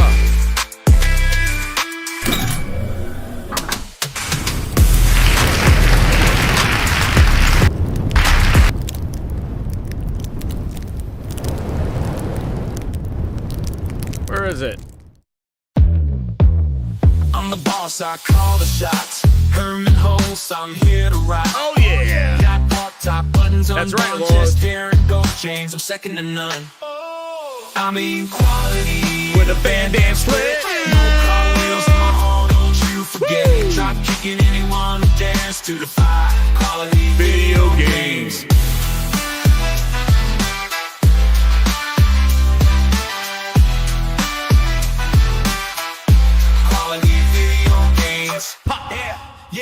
Yeah, I mean quality and a Van Damme split. No car wheels in my hall, don't you forget it. Drop kicking anyone who dares to defy quality video games, that's my battle cry.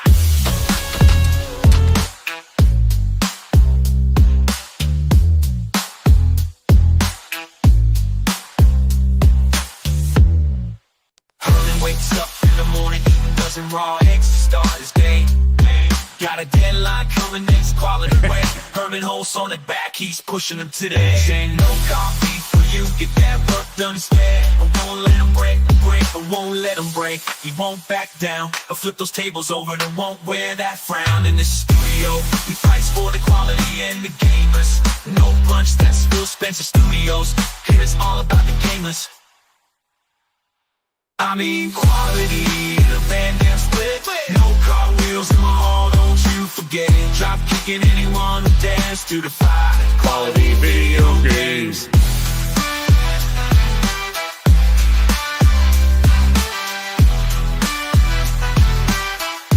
Quality video games. You know what? I'm feeling good. You guys got 175 people still hanging around listening to the songs. You want to know what? Let's do a little preview for the Ultimate Grinders. This is a one that the Ultimate Grinders have access to. If you want to upgrade, you get access to songs like this. Preview!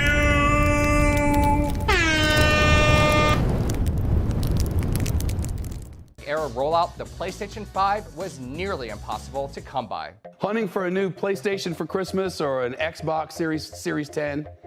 Good luck.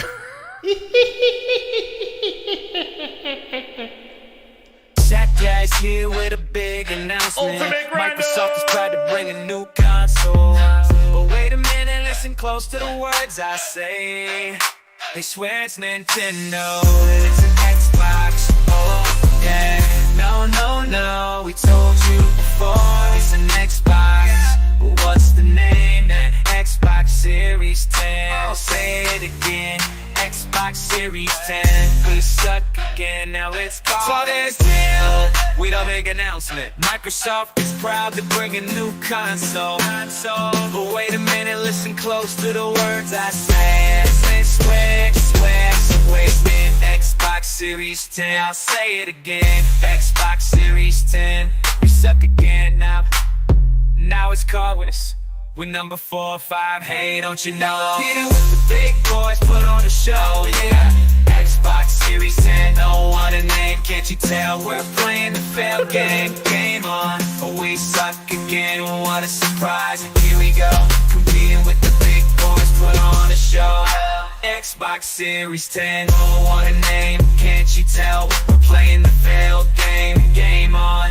Oh, we suck again, what a surprise. Here we go, confusing our customers, oh what a ride, what a ride. Xbox Series S, also known as Booster. Who needs clarity? We'll just make it looser. And I got a tale to tell about a little console that didn't do so well. Trying to play it cool with no exclusive games, but ended up confusing fans. What a shame. Xbox Series 10, or is it Xbox Series X? Man, I can't keep up with these Series name tricks. One day it's Project Scarlet, the next it's Series X. Come on, Microsoft, what the heck? Oh, we suck again, can't even get our name right. Rising fans causing a console fight. Xbox, you're playing with my brain. Can't we just stick to a name for crying out loud? What are we doing here? Xbox Series 10. Good luck. There it is, grinders. There's your Ultimate Grinder preview. Much more where that came from. So if you want to upgrade, feel free to upgrade to the Ultimate Grinder. There's a lot more in there, but that'll be in the votes. But there's a special preview for all you guys that hung around to the end. Thanks again, everybody. Good night. Have a good weekend. And keep it locked here to the Gaming Grindhouse. Good night.